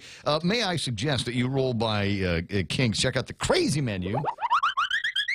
Just not a crazy menu if we don't have the sound effect. And check out, I talked about this last, and I don't think it made the impact that it needs to make with you. Because I'm looking at this, even though it's on the crazy lunch menu, because it has Spam in it, this is also a potential breakfast item, the Spam sandwich. Generous helping of fried Spam sliced the way they know we like it sliced, with melted cheese and a fried egg. So it's got Spam and an egg on this. You can have it on Hawaiian sweet bread or French toast. When would you have French toast, i.e. breakfast time? I'm just saying, it's on the lunch menu, but you can also have it for breakfast at King's. On March 9th, join Bank of Guam for the EFIT Run and Block Party to benefit Guam Cancer Care and American Cancer Society. Our Sunset 2K and 5K run will start at Chamorro Village with showtime at 4 and go time at 5. And don't forget about our block party starting at 4 o'clock, complete with food trucks, a kids zone, live entertainment, and a beer garden, so don't forget your ID. This is a bring your own water bottle event. The EFIT Run and Block Party, Saturday, March 9th. Bank of Guam, member FDIC. 7:19 in the morning, 888-8255. Portions of the program also brought to you by American President Lines. APL is shipping the future. Guam Regional Medical City, the first choice for all of your specialty care needs. And Micronesia Renewable Energy. There's never been a better time to go solar. Bringing you closer to the action. Any speaker, anytime. Watch and listen live on thepoint.gu.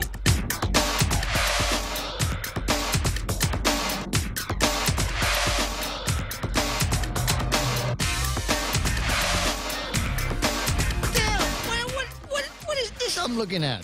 This should be some basic math skills going on over at the legislature. Quoting now from the story that Nestor Lecanto has on KUAM, quote from Tina Rose Munya-Barnes, it says, the larger the pool, the cheaper the cost. And based on projections that was provided on the fiscal note, it looks like we're having a trend on the reduction of the price cost today. So I'm hoping that with the Insurance Negotiation Committee and their work, their due diligence, and their work moving through, there'll be positive outcomes. And I'm looking, and so Kevin, when I read this, Kevin immediately detected that my BS buzzer went off, and went and found the fiscal note. There's projections provided on the fiscal note. It looks like we're having a trend on the reduction of price cost today. At the bottom of this, they take some pains over at BBMR to put this down, and it's I will grant you there's lots of numbers and lots of dates and FY this and FY that and the other, but what they basically said was taking a look at the costs in 2014 to 2017, 2015 to 2016, 2016 to 2017, they were able to see an average growth percentage at just under 1%. It was 0.83%. But that's still an increase, is it not?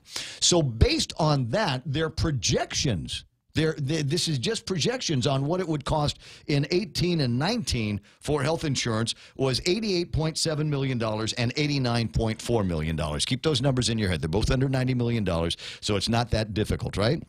Gotcha. Wow, $90 million for health insurance. So 88.7 and 18, 89.4. Those are projections. Would you like to hear actuals? How about the actuals, Ray? The actuals for 2018, $91 million. So it was going up. They thought it was only going to go up by 1%. It obviously went up higher than that. They were off by $2.3 million. That's plus $2.3 million. The actuals for 2018, sorry, 17 and 18. Is that right? $93 million. Uh-oh. Oh, so from 89.4 to 93. Uh-oh. That's about 4 or 5%. Yeah. So where did you see this trend on the reduction of price? When in the history? Because when you can make up your own numbers, you can do anything you want to do. I just need to point out, this the portion of the program we like to concentrate on business, and a lot of businesses is mathematics and managing of numbers, but you cannot manage the numbers if you don't understand them. Look, I believe that this new legislature has kicked over a whole new rock. As long as fiscal responsibility doesn't matter. You don't want to know about the things that are underneath the rocks at my house. As long as you don't have to know what the numbers really are, and they're going to pass bills that way, I got some ideas. Maybe I can throw at them for new things they can do. Elwin says, Ray, you're only seeing the FY projections. Take a look at on the documents where the FUs are. Oh boy. I think we got that. I think there's 13 of them came out of the legislature yesterday. It's 7:23 in the morning. Shall we take a look at what happened in the markets? Why not? I got the S&P 500 at 2792. They're off by 1.52. NASDAQ up by 5.21 points to close at 7554. Dow Jones Industrial Average back under 26,000 at 25,985. They lost 72 points in trade. We're watching the FTSE go down, the Nikkei go up, Hang Seng off, the Shanghai is up, and the DAX is down. My guess is Shanghai is up because, as we talked about yesterday, hey, Trump's in the neighborhood. He's in the hood, Vietnam right now. And working with the North Koreans and giving them an extension on the tariff talks. So yeah, Shanghai is going to be up, and Nikkei's, like I said, not looking bad either. Yeah, your Thursday Bitcoin update: $3,731.01. Up from last week, down from last week. It had a little upward trend and then went down earlier this week, and now it's starting to crawl back upward slowly, but it's still junk. It's. Yeah, but I mean, it depends on where you bought it, though. I'm just saying, if you were one of the early guys that picked up Bitcoin at 300, I remember looking at it at those relatively low prices and saying, not going anywhere. They're still happy. Yeah, I mean, they're still sitting around going, well, it ain't $20,000 a share, but it ain't junk either. Yeah. All right, so what do we got? Let me take a quick look and see where the oil prices are. I have not yet had a chance to take a look at these figures yet, and depending on the speed of the internet this morning, let me see here, $56 at West Texas crude. Yeah, $56.96. Where was that yesterday? $55.66. So, ouch, it's up a little bit. And if you hold on one second, I'll take a look and see if I can find the oil prices for Tapas. People that are listening off island going, what's the big deal on Tapas? If you're in the States, a lot of your gas prices are based on the benchmark that is West Texas crude. Out here in this part of the world, it's based on the price of Tapas oil, $68.01. And reminder that if you are going on base to buy your gas over at the auto port, where did Ismail say that was? That was something like, I'm not going to be able to find it in time, to something. Okay. It's about $1.50 cheaper normally. It's just crazy. Isn't it? Yep. Like just that. Open those gates just for 24 hours. 7:25 in the morning. So you gave me homework yesterday asking about the most important job you've ever had. I want to say that in context of where I am today, I try to go back all the way to the beginning, and I thought it was pretty important for me to be the overnight announcer at KUAM to make sure that the show was set up so that when Jerry Roberts, the morning guy, when JQ Finney came in, he didn't have to worry about anything. All of the tapes for the music were changed, and the AM side and the FM side, there was new paper in the machine, and all of the news had been sorted out. You remember we used to have the Associated Press. There was headlines. There were newscasts, news headlines. I used to love that. Sports. It was great. The wacky stories they had, and so all of those were in exactly the right cubby holes. And then I could leave. Yep. And so I thought that was You did important. a good job. I always tried. And you were late, so I always had extra time. I always had extra time to do it. The original JQ Finney show started at the crack of 6:05. I thought we were talking about the legislature today. Well, did you want to? Where did I get into this conversation? Speaking of important jobs, all kidding aside on that, I know they had a tough job, and I know they have to do some things sometimes. There were numbers. It's hard. They didn't have enough pictures. When they don't when they haven't got the numbers, it's tough to do those things. But the precedent here is it a green arrow going up or is it a red arrow going down? Just show me. But the next time somebody comes along with one of these things, the trouble is that they've already passed one like that where they were uncertain about what the outcomes are going to be, and the next time it'll be easier to do that. There's a danger. Well, I don't know, unless there's a stern rebuke, and I think the guy in the morning show on the FM talk station wagging his finger is probably not going to be stern enough. Yeah, I don't think it's going to be stern enough at this point. There needs to be a louder outcry. Maybe so. Hue and a cry. I don't know, pitchforks and maybe so. and flames coming out of the sticks. 7:27 in the morning. But that enough about me. Enough about you. Yeah. Enough about me. Let's get into Jerry Roberts and this morning's Extra Point, brought to you by Guahan Insurance Services and First Hawaiian Bank, where it all starts with yes. I've got a question for you. Mr. Gibson just answered his. Of all the jobs you've held in your career, which one was, or perhaps is, the most important for you, and why? And we'll talk about all of that next on the Extra Point. It's important to have claims process that works for you. At Guahan Insurance Services, we make things simple and convenient. Same door you walk in to purchase your insurance is the same door you open to file your claim. We can't pretend that the car insurance claims process is fun, but we can promise a hassle-free and speedy recovery without any runarounds. For your home, auto, and business insurance, visit us at the Camacho Landmark Center on Marine Corps Drive in Tamuning. Don't forget to like us on Facebook or give us a call at 475-1162 or text 929-SAVE. That's 929-7283. I had real trouble with this assignment myself. I began to think of all the things I've done in my career, what might be the single most important job of all. I thought back to the days when I had a paper route during college, 400 papers, and I delivered them 7 days a week. I had to show up at 2:30 every morning, and the papers had to be on the doorstep by 5:30. There were no days off. If I had a date, it was going to end early. Forget about studying late into the night for a test the next morning. That job was a huge disruption in my life, but it taught me to value time. It also taught me that when someone doesn't show up for work, somebody else pays the price. If a carrier didn't make it in, the manager had to deliver his papers in addition to doing the rest of his job. He was a good guy, and I didn't want that. I didn't want to be responsible for that happening to him. So for the lessons I picked up, that paper route at age 19 might have been my most important job. When I decided I needed more normal hours, I applied for a job to clean and take care of a fleet of corporate vehicles. If you've heard me talk about a man we called Big Ed, this is where I met him. His philosophy deepened my understanding of the value of work and how to deal with people. He showed me that when you commit to giving a solid effort every day, the right kind of boss would make a commitment to you. I started to learn about how to be a good manager from Big Ed. Will the time I spent with him qualify that job as being my most important? I sold life insurance for a few years. 2 of my customers died. For their survivors, I'm sure that job was my most important. Or was it the 8+ years as J.Q. Fanihi on the radio? It was a major turning point in my life, allowing me to become known in the Guam community. And I still get the benefits from that to this day. And when I connected with Bill Gibson, it was at that time, who introduced me to his son Ray. If I don't get that radio job, then it's unlikely I'm standing at this microphone today. For me, that very well could have been the job that was most important.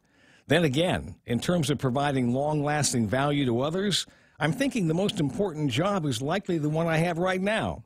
I get to talk with, listen to, train, and learn from a lot of good people spread throughout Guam's workforce. The exciting part is seeing people grow now and then realizing what I'm passing to them will benefit other people, most of whom I'll never meet. They in turn will do the same for yet more workers.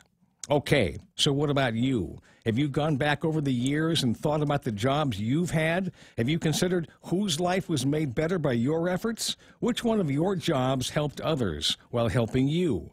Which one was your most important? That's the Extra Point. Get out there and make something good happen today. For 93.3, The Ray Gibson Show, Guahan Insurance Services, and First Hawaiian Bank, I'm Jerry Roberts. It's the last of the Februarys, tomorrow, March 1. March 1. Yeah. So what is your routine for getting into a new month, establishing the goals for another calendar page? I got to think about that. My routine. I mean, is there something that you do towards the end of the month or the beginning of a month where you say, okay, this is where I'd like to be at the end? No, I'm already weeks into the process.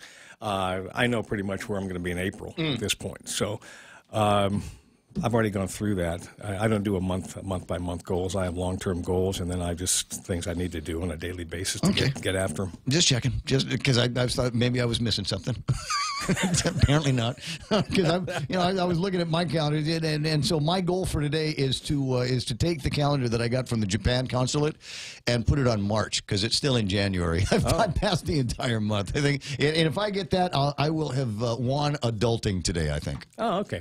So keep your goals small, right? Now, tomorrow, you sent me a thing last night. I did. Which said about the indications of that you might be fired. Now, we covered this a little bit in an extra point long time ago, but it's worth going back over again. So I have to do a little research today. But I want some help. I want some help in doing this. So I need people to respond, people listening to the Ray Gibson Show, to respond with anything you might want to say about signs that you might be fired soon. What would those signs be? Guys can't answer that question. Where can they send it to? We can't, there's no way the guys can answer that question. You don't know? No, just because it's one of those things. Oh, I didn't know. Why'd you get fired? I don't know. I have no idea what I did. I came to work every day and did the absolute minimum, and imagine that they finally got rid of me. Folks, in fast food, I want to say this, in which city is this? L.A., California, where they were successful in getting the employees of certain fast food restaurants their $15 an hour minimum wage, and many of them have promptly been fired because the restaurant can't afford so many people making $15 to deliver burgers. They'll be building kiosks to replace those people. They've already started the process around here, and there used to be more teller lines in all the stores and things like that. Right. And I find myself more often than not using the self-checkout. Because and if that helps keep the prices in the aisles down, I think I'll keep doing that some more. 7:34. And that's Jerry Roberts. Today's Extra Point. Signs that you could be getting fired. That could be the topic. And if there's something that you want Jerry to riff on, then you can send it to me, RayGibsonShow@gmail.com on the World Wide Web. Or if there were signs that you were getting fired and things that you picked up on and your spidey sense started tingling, let me know what some of those signs were. Where do I send it? It's Ray Gibson Show. Ray Gibson Show. @gmail.com. Gmail.com. Send those in. We'll use them tomorrow. Exactly. And and you start seeing some of those signs. Maybe the smart money is get out while you can. Headlines from the Guam Daily Post. Here's Kevin Kerrigan.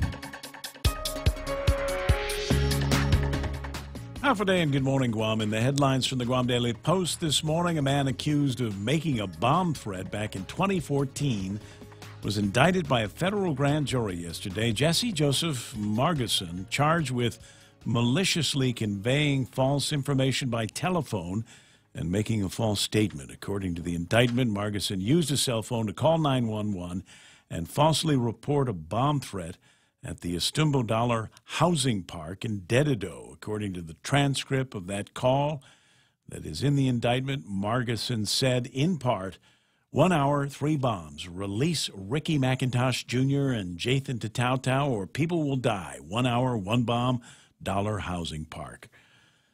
In other news, District Court Magistrate Judge Joaquin Manabusan has recommended the denial of a request to dismiss some of the criminal charges against officials of Guam-based Hanson Helicopters.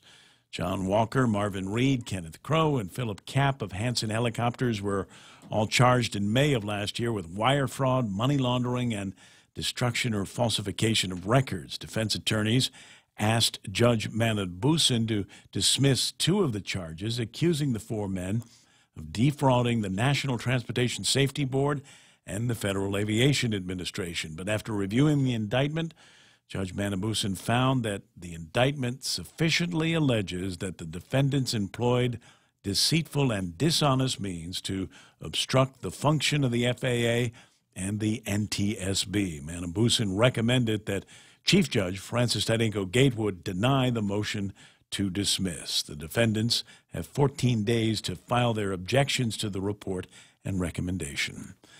The Democratic Party of Guam yesterday calling out Senator Will Castro for leading the Republican Party's Tuesday's news conference to declare the GOP's opposition to tax increases. According to the Democratic Party statement, Senator Castro is not against taxing you. He's just against taxing the few people who own million-dollar properties. We won't forget that Senator Castro voted to increase the business privilege tax, voted to increase the tax for gas, and voted to create a sales tax. Now he says taxes are bad, according to the Democratic Party statement. The Republican Party countered yesterday with its own release, which says the truth of the matter is that Democratic senators voted no when it came to fully funding health care for working families at GMH when the hospital sorely needed that funding. The GOP statement also cites yesterday's vote in the legislature, saying after campaigning on no new taxes, 10 senators voted to raise taxes on the people of Guam by approving that or more bill, which allows full implementation of a property tax increase. For these stories and more, log on to postguam.com or pick up a copy of today's Guam Daily Post. That is an interesting story on the guy that they picked up now for a 2014 bomb scare. Yeah, and he was asking for the release. What took him so long? Ricky, I don't know what took him so long, but they're looking for the release of Ricky McIntosh, and you might be wondering, why is that name familiar? What was the big deal? Yeah, I got to say, I remembered going out on that story that night. Yeah, we got the call, and we went out to Dollar Housing and waited around and looked around. Just waiting for the bombs to explode. Nothing. Nothing. Jive talker. Yeah. But Ricky McIntosh, 35 years old at the time, was implicated in the robbery of the Bank of Guam. Do you remember? I don't remember that one. No. Yeah, and so it was him and somebody else that were arrested by the police. A story from Crystal Paco back in those days. Police believe they've caught the 4 people who allegedly conspired and robbed the Bank of Guam branch in Jigo. 3 additional arrests were made on Wednesday night after police spent hundreds of hours investigating, interviewing, and following various leads to solve the crime. 35-year-old Ricky McIntosh Jr. may have told officers, "I swear to God I didn't do it," as he was escorted for processing Wednesday night. But criminal investigation detectives have reason to believe he played a role in last month's bank robbery. Also arrested last night for robbery charges, Vincent Santos and Jathan Titautau. GPD spokesperson AJ Balahaja, this will give you an idea how old this is, told News 3 individuals were brought into the precinct and processed for their part in the Bank of Guam Jigo robbery. Basically, the detectives working very long hours, sometimes sleepless evenings, working on following up on leads, checking alibis, witnesses, trying to put the piece together for this puzzle that they were able to put enough probable cause together and charge these individuals for the crime. So I did the first part of this. Now the question is, whatever happened to all these guys? It's 2014, and I'd completely forgotten that the Bank of Guam and Jigo was ever robbed. How about you? 7:39 or so, and we'll call that iConnect time. Run by an iConnect and learn about 2019 plans, their plans for you in your telecommunications life, push-to-talk, mobile, and internet. Family Finance has been serving the people of Guam since 1959, and they'll continue to be there for you in the years to come. Whether you're looking to get a personal loan for that summer vacation or paying off those long overdue bills, Family Finance has got you covered. Apply for a personal loan from $1,000 up to $3,600 by calling Family Finance in Agutya at 475-4545, Upper Tumon at 647-5626, or in Dededo 633-4473. Family Finance, serving the people of Guam since 1959. Here it is, the theme for the traffic reports that we do on this radio station, and not wasting any gasoline, not wasting anybody's time driving around, because there's traffic gizmos. I use technology to tell you that Marine Corps Drive up around the northern parts of Dededo is slowing down. Or is that the southern part of Jigo? I guess it depends on which mayor's fighting with which mayor. And then we follow that traffic into the intersection of 1 and 3, already busy there. A lot of traffic on 3, especially around the schools. That's going to be meeting up with traffic that is generally moving southbound on Marine Corps Drive, coming off of Route 16 and the Harmon Loop Road area. That's also looking kind of ruddy this morning. 8, 10, and 16. Watch traffic slow down around the post office and maintain, I don't know, a steady stream making its way all the way through the 8, 10, and 16 intersection. Should be clear once you get through, but again, slows down as you get into the Teedson area. And when you're past that, here's what's going to happen. There is some amount of road construction that's going to be going on the road that takes you from Route 8 onto. Oh, I can't remember the name of the road, but it's the road. It's not Teedson, because you can't actually get to a bunch of places inside Teedson there. But it's the one that takes you across from Cars Plus And so, number one, I want to alert you to the fact that there has been some degree of construction going on there. And I also want to alert you to the fact that they dug a hole in the brand new road. There's already a hole in the brand new road, and it's got a steel plate on top of it. And you know what's going to happen is the steel plate's either going to stay there forever, or when they come in to fill in the hole on the brand new road, it's going to be jacked up. They did the same thing on Hospital Road. I know. And the plate is actually bouncing now every time a car passes over it, and probably it may not even be in that spot anymore. It's kind of just moving around in its little orbit there. So I just, you know, it's one of those things. If somebody comes in and they build this new road, and it leads on to, you know, the roadway, Sunset Boulevard or whatever it is, and it's a nice piece, and now we've finally cracked the pavement, and they're not going to put it back the way they found it. It's going to be another crappy piece of road, or like I said, there's going to be a perpetual steel plate up there. So, yeah, I got a lot of confidence here. 742, just be on the lookout for that as you're making your way into the office this morning. Great news from Exchanged, Guam's #1 online and mobile remittance service to the Philippines. Get a chance to win a trip for 2 to Manila with 3 days and 2 nights accommodations at the Belmont Hotel at Resorts World Manila. Here's how to join. Download the Exchanged app or visit exchange.me. Sign up and send money to the Philippines. You can also visit the Exchanged office inside the iConnect building in Upper Tumon. Promo ends May 2nd, 2019. Call 888-736-3 for more information. Conditions apply. Take advantage of Exchange Dollar to Remit promo. Visit exchange.me for details.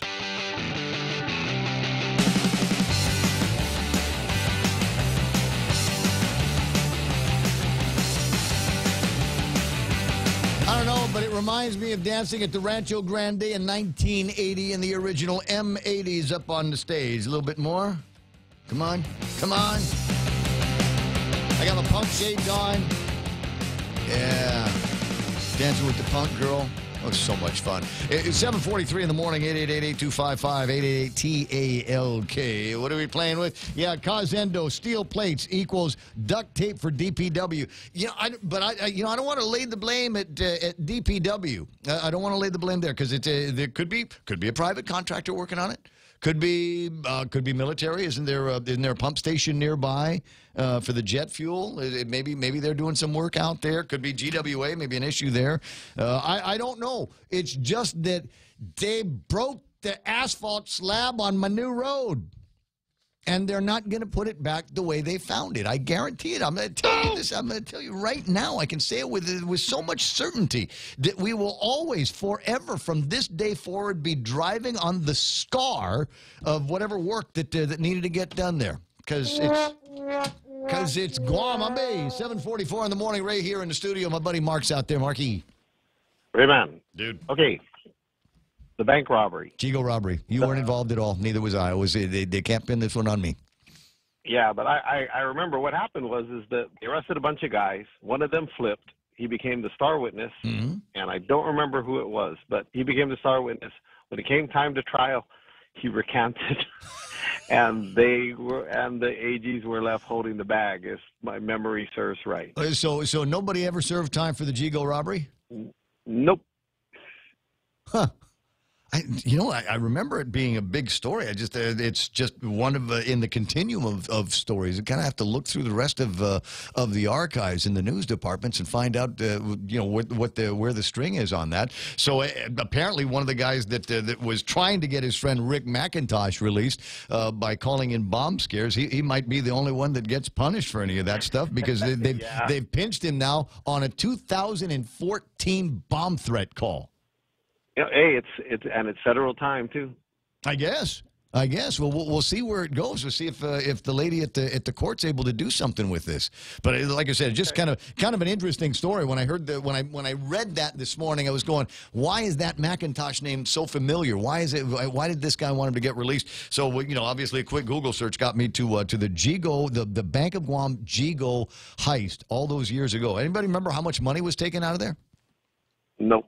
No, nothing like that. I want to give you the opportunity to tell me how it is possible that most of the people that I know were kind of lined up one way or the other on this Bill 30-35 deal, but how it is possible that the legislature could unanimously vote in the affirmative on a measure they have no idea what it will cost. I'm scratching my head on that one, too. I don't understand. Would you buy something if you didn't know how much it cost? If I was using someone else's money? And there is the rub. There is the rub there. Well, and I don't know. Did you get the feeling that it was one of these things? The cool kids in the clique were voting yes, and if you voted no, you wouldn't be allowed to sit at the cool kids table anymore. That's okay. I ate lunch at McDonald's. I always go about. I'm on my own. I try to get a good hot dog in the downtown Agutnia area as often. And I haven't seen your niece down there either. Ah, okay. So let her know I've been down in the Agutnia area recently looking for a hot dog in the middle of the afternoon, and she makes good ones. She is the suitable replacement for Evelyn and Gokta when she's not doing it. Well, Mrs. Agata should be back the middle of March. Supposed to be. I hope so. All right, buddy. I'm going to let you run. I'll talk to you pretty soon. Thanks. Appreciate you getting back to me on the Jigo bank robbery. It's an interesting story and an interesting update where we're basically opening up some very old files. 7:47 in the morning. Senator Clint Rigel, before I get to the topic of lunchtime today, what was it that caused you to vote in the affirmative for a measure you don't know how much costs? Clint, wait a second. Press the button. Are you there? Hello. Is this Clint Rigel? Senator? Yes. Senator, so why did you vote in the affirmative on a measure that the body agrees we don't know how much costs? Well, we do know how much it costs because currently there are providers that have contracts with GRMC, and their cost is already set. Right. So the assurance is that whatever it is that those providers are going to be paying, it'll be identical to what Take Care is going to be charged in the negotiations? No, not necessarily. So Take Cares is the only one that could potentially change, but currently they don't have a contract with GRMC. So theirs is the one that could potentially change. And then also the figure they put out of $20 million is that's not accurate. That they put out. That's their difference in cost between what their insurance is versus what the other carriers are. The other carriers would stay the same because they already have contracts with GRMC. Theirs wouldn't go up. So so at the end of the day, though, Clint, what's the impact going to be on the taxpayers? I'm a taxpayer here, and I'm wondering how much more I'm going to pay for government and employee and retiree life insurance or health insurance. Well, of course, we won't know the exact impact until the negotiations are done, but we never know that every year anyway. Every year there's a negotiation process, and every year it depends on what they negotiate with the carriers, and that's what determines what the cost impact's going to be. We actually don't know. We can sort of guesstimate based on prior years, and that's pretty much the only thing we can do. So the prior years, the other contractors, their rates shouldn't raise significantly, but then again, I don't know. It depends on how they handle negotiations, but they've already had a contract with GRMC. So now the issue here would be if so part of the problem here is that, look, actually, here's the real problem here. The real problem here is that we have these two private entities, Take Care and GRMC, who are in a negotiations battle. And GovGuam is stuck in the middle, trying to tip both of them want us to tip the scales in either way, which would favor them, right? So this is something that actually should be left up to the free market.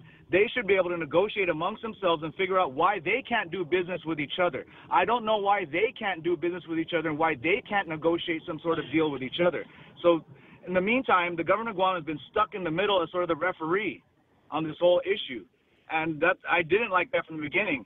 But my understanding is that Take Care and GRMC have been talking, and that the last time I spoke with a Take Care representative, they actually indicated to me that they are okay with the final version of the bill because of an amendment that was added to the bill. The amendment takes out the word shall have a contract and changes that to something along the lines of in-network, shall have them in-network. Now, I don't understand the intricacies of what exactly that means, but the Take Care representative represented to me that essentially it means that they will have more room to negotiate at the negotiating table, and they were okay with that version of the bill. That's why I ultimately voted yes. All right. Now that was not made part of a public discussion that I'm aware of, so it is interesting to hear that there's somebody from inside Take Care that said if we make this one little tweak in here, it's something that we might be able to live with. We'll watch and see. see if their legal counsel feels the same way as your contact inside Take Care. 7:51. I do feel there is that certain kind of angst that we've gotten. Remember the conversation that I had with Francie and Eric just the other day, going, why is it so difficult for these two parties to get together and negotiate? I mean, there has been a GRMC here for the last 5 years or so, and since then, Take Care doesn't seem to have wanted to come or stay to the table very long for whatever reason. 7:52. How was lunch yesterday? Good. I didn't eat, though. I was giving a presentation. Really? Now, normally you get to eat a little bit before before all the speeches start. They didn't treat you to lunch? Well, because I wasn't able to get there early enough. I kind of got there at a little after 12 because I was coming over from the session. And then I had to set up my stuff. I was hooking up my laptop and everything else to do a little PowerPoint and video presentation, but unfortunately it didn't work, so I just had to basically I just had to wing it, but that's fine. It wouldn't necessarily be the first time. So they missed out on the full-blown Clint Rigel multimedia presentation on recreational marijuana? I guess. I don't know how full blown it was. It was just it was just a simple thing, but I wasn't able to do it. So I just gave an oral presentation, which was fine. It turned out fine. All right. Now, what was your sense of the reaction from among the chamber group? Did you feel like you were making a connection? Did you look over at like the old guy table and see how they were looking? Were they glowering at you at all? Well, see, I'm saying old guy table and I can actually see the guys sitting at the old guy table with their arms crossed going, this guy's going to make everybody stoners. Sure, there were some crossed arms, and there were some times where the room was silent. And I expected, because I know that there's people there that are very concerned about the measure, and that's fine. Everyone's allowed to have their concerns, of course, and that's what I was there, was to hopefully allay as many of those concerns as possible. And they asked a lot of questions, so that's what I liked. We had a great conversation. They were able to ask questions and bring up their concerns, and I believe I addressed a lot of them. I think I addressed all of them, but I don't know to what degree they're satisfied with the answers. But so questions included things like one issue that was brought up has been the issue of tourism. So one member brought up the issue that he is concerned about, how it'll impact the tourist economy. And I believe it'll be good for tourism. I think it'll increase the number of tourists because we're opening up a new market of tourists that will come to Guam, tourists that will want to come to Guam for adult-use cannabis, particularly in Asia, because there are studies showing that there is a market for this in Asia. And so his concern was basically that he felt, a lot of the Asian countries are very sort of conservative on their viewpoints on cannabis and other illegal substances.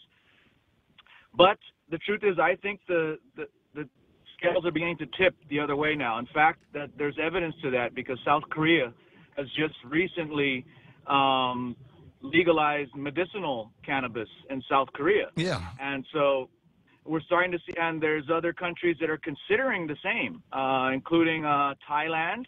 And I believe Thailand has passed something that legalizes it from, yes, Thailand has passed medicinal marijuana as well. And then Malaysia is now considering it. They haven't passed anything, but they are considering it. And Malaysia is typically a very strict country in terms of illegal substances. Well, and the point being made is that many of the destinations that compete with Guam for tourists are moving in that direction. And if there is going to be a cannabis trade in the hospitality industry, then we've got to eke out our own spot there. Yeah, exactly. And I think we got to be first to market. We got to beat these guys before they do it. And then that way we can build our market before they get into the game, because they're a lot bigger than we are. Mm-hmm. So we've got to be first to market now and get to it now and start attracting tourists here, and then developing the brand further. Now, there was another question about, I know that's been brought up by the Guam Visitors Bureau in the past, about potentially having negative effects on how they market Guam as a friendly family destination, and I disagree. I don't think there's anything about cannabis culture that is less family-friendly than, say, the G-Spot strip joint that is down there in Tumon. I don't think there's anything less family-friendly about the cannabis culture than any one of the number of strip clubs and massage parlors. Well, here's an idea though, and I, the businesses are businesses, and there's customers that will go in there, and I don't want to get into a moral shakedown on this. However, I will say that one of the things that we ought to do in order to assuage some of those concerns about the impact that it may or may not have on tourism is let's take some of those dollars that we get from the taxes that are going to be coming in as a result, and throw them at ways that we can keep the Angel Santos Memorial Park clean, or the Paseo de Oro, or fix the bathrooms that our tourists currently can't go into because they're locked, and if they're not locked, they look like the bears go and pee and poo in there. So let's take some of those dollars and use those to beef up our hospitality experience. Absolutely, 100%. I'm with you on that, and that's a big reason for my push for this, and that was a big part of my pitch to the chamber, was that, look, there is currently an illicit black market now for cannabis. There's a black market for everything, let's face it. And the answer is you can never completely eliminate a black market, but you can limit the black market, and you can regulate a regulated legal market, and that sort of pushes and limits the scope of the black market. It kind of makes it shrinks the size of the black market for sure, because now the black market has to compete with a legitimate market. Mm-hmm. And the majority of people will go to the legitimate market because of the safety reasons, and because they're not breaking the law, and because they're getting safe products that have been tested, and they know what they're getting. And so it's the same thing with alcohol. Like, and I brought up the issue of prohibition of alcohol. When the U.S. Passed the 18th Amendment prohibiting alcohol, it just drove it underground, and it continued to flourish underground, and it continued to make gangsters rich. Yeah, and some of the people at the old guys' table have actually been around since Prohibition, and didn't, probably they're living it. Hey, I appreciate your candor on the subject of 30-35. I still don't agree with some of the points that have been brought up to pursue this. It still seems like the costs are still a big question mark, and especially to me, the taxpayer, I don't know that it has answered all of my concerns about what this is going to cost me as a taxpayer. You're right; there are projections that have been made, and they have been off to the tune of several $1 million each time they've done it. So I'd take a second look at those numbers if you get a chance. Yeah, I will. And I am considering another piece of legislation dealing with insurance that I'm hoping might help out. But I don't want to give anything away yet until I'm sure about. Well, let's we're talking one of these days about the makeup of the negotiating committee. There needs to be somebody negotiating on behalf of the taxpayers, and I don't see that happening. It's 8 o'clock in the morning, Clint. I'll talk to you soon. Thank you. All right, buddy. 8 a.m., we are KUSG Hagåtña, headquarters for Fox News. Kevin Kerrigan's got the big stories from the Daily Post coming up after that. The president's former lawyer apologizes to the nation. Lisa Brady, Fox News. I may not be able to change the past, but I can do right by the American people here today. Michael Cohen, in day-long testimony before the House Oversight Committee, calls President Trump a con man, racist, and cheat, and suggests possible criminal implications. Mr. Trump put Mr. Stone on the speakerphone. Mr. Stone told Mr. Trump that he had just gotten off the phone with Julian Assange, and that Mr. Assange told Mr. Stone that within a couple of days, there would be a massive dump of emails that would damage Hillary Clinton's campaign. Those emails dumped by WikiLeaks were later found to have been hacked by Russia. Roger Stone, a recently indicted former advisor, has denied talking to the president about WikiLeaks. Cohen says he also believes the president knew in advance about the Trump Tower meeting between Donald Trump Jr. and a Russian lawyer. And he insists the president not only directed hush money payments to a porn star, but wrote personal reimbursement checks to him after the election. This just over 2 months before Cohen goes to prison, in part for lying to Congress. Ladies and gentlemen, how on earth is this witness credible? With all the lies and deception, the self-serving fraud, it begs the question, What is the majority party doing here? Tennessee Congressman Mark Green among the Republican committee members accusing Democrats of playing politics. The White House and the Trump campaign also continue to question Cohen's credibility and his motives. President Trump, meantime, still in Vietnam, set to hold the main part of his second summit with North Korea's leader tonight. The first major gun bill in more than 2 decades wins approval in the U.S. House. It would expand federal background checks. 8 Republicans crossing party lines to support it, but its future in the U.S. Senate is uncertain. This is Fox News.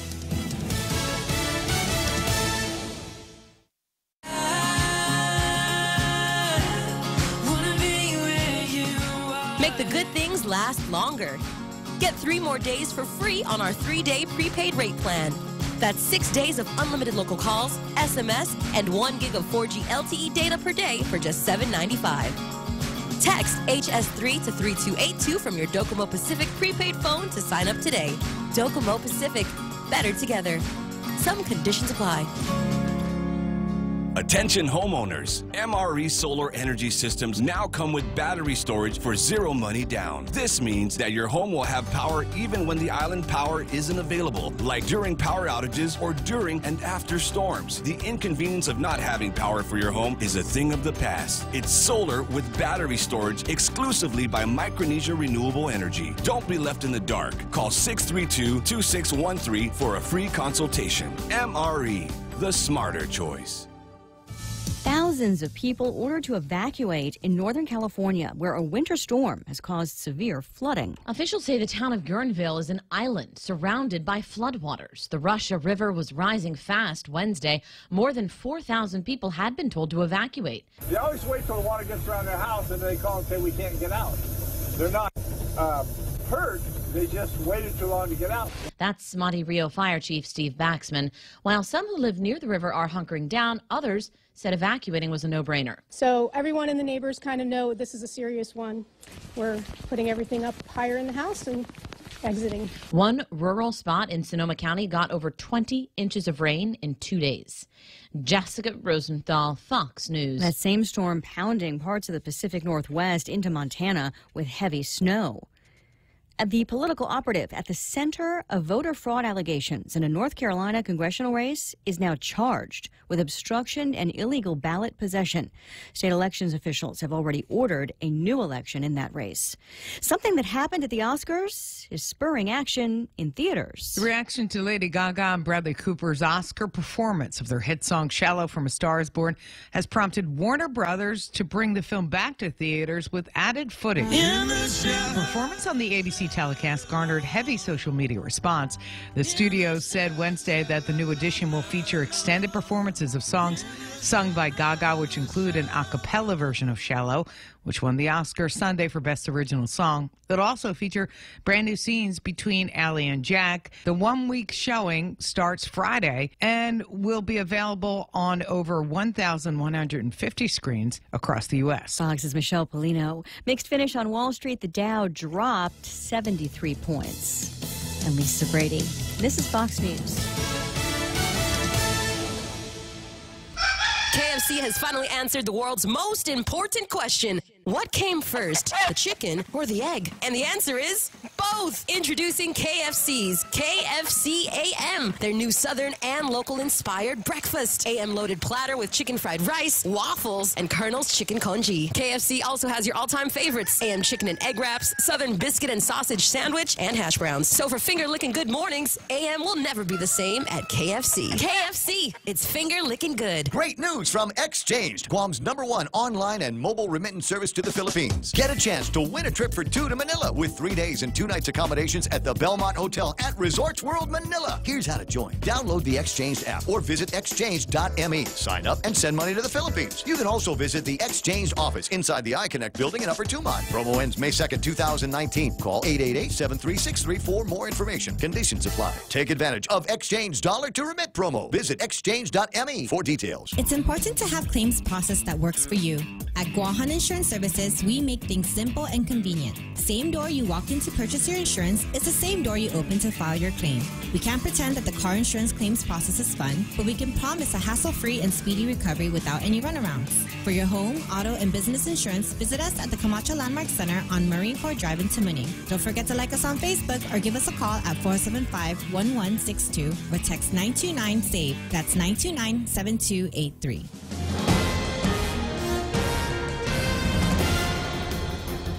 Half a day and good morning, Guam. News time here at The Point is 7 minutes past 8 a.m. this Thursday morning. I'm Kevin Kerrigan. Here's a look now at some of the top stories from the Guam Daily Post.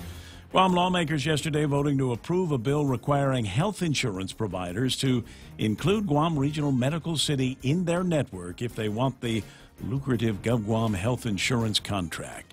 Speaker Tina Munoz-Barnes introduced Bill 30, which would effectively require Take Care to provide health coverage at GRMC for its members who are GovGuam employees and retirees. It does not require Take Care or any other insurance company to provide coverage at GRMC for private sector employees.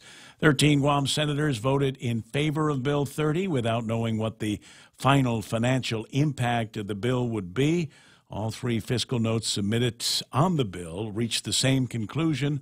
The Bureau of Budget and Management Research cannot determine the potential cost impact to GovGuam at this time. Take Care President and CEO Joseph Husline, who has threatened to sue if Bill 30 becomes law, said they will review and assess the language of the measure. Francis Santos, GRMC's Senior Vice President for Strategic Planning, said in a statement issued by Speaker Tina Munoz-Barnes' office that we thank all of the senators for their support and confidence in our continued efforts to provide high-quality, specialized care. Guam lawmakers yesterday also approving a measure that adds the words "or more" to the 2019 budget law, which will allow the full implementation of a tax increase on real property improvements valued at more than $1 million. The so-called "or more" bill passed by a vote of 10-4. The absence of those two words, "or more," prevented implementation of the tax and threatened a $9.1 million shortfall in the Territorial Education Facilities Fund. Appropriations Committee Chair Senator Joe San Augustine introduced the bill, warning that the heaviest cuts would fall on education if the bill did not pass. He opened the debate on it yesterday by citing a January 2nd memo issued by then-acting BBMR Director Lester Carlson, which instructed the 7 GovGuam agencies that got funding from the TEF Fund to cut their budgets to make up for the expected shortfall. Guam Department of Education was facing the heaviest blow, a cut of $4.7 million. Yesterday, Minority Leader Senator Will Castro rose in opposition to the bill and questioned the need for implementing the tax increase when the new administration's own transition team is reporting a cash surplus.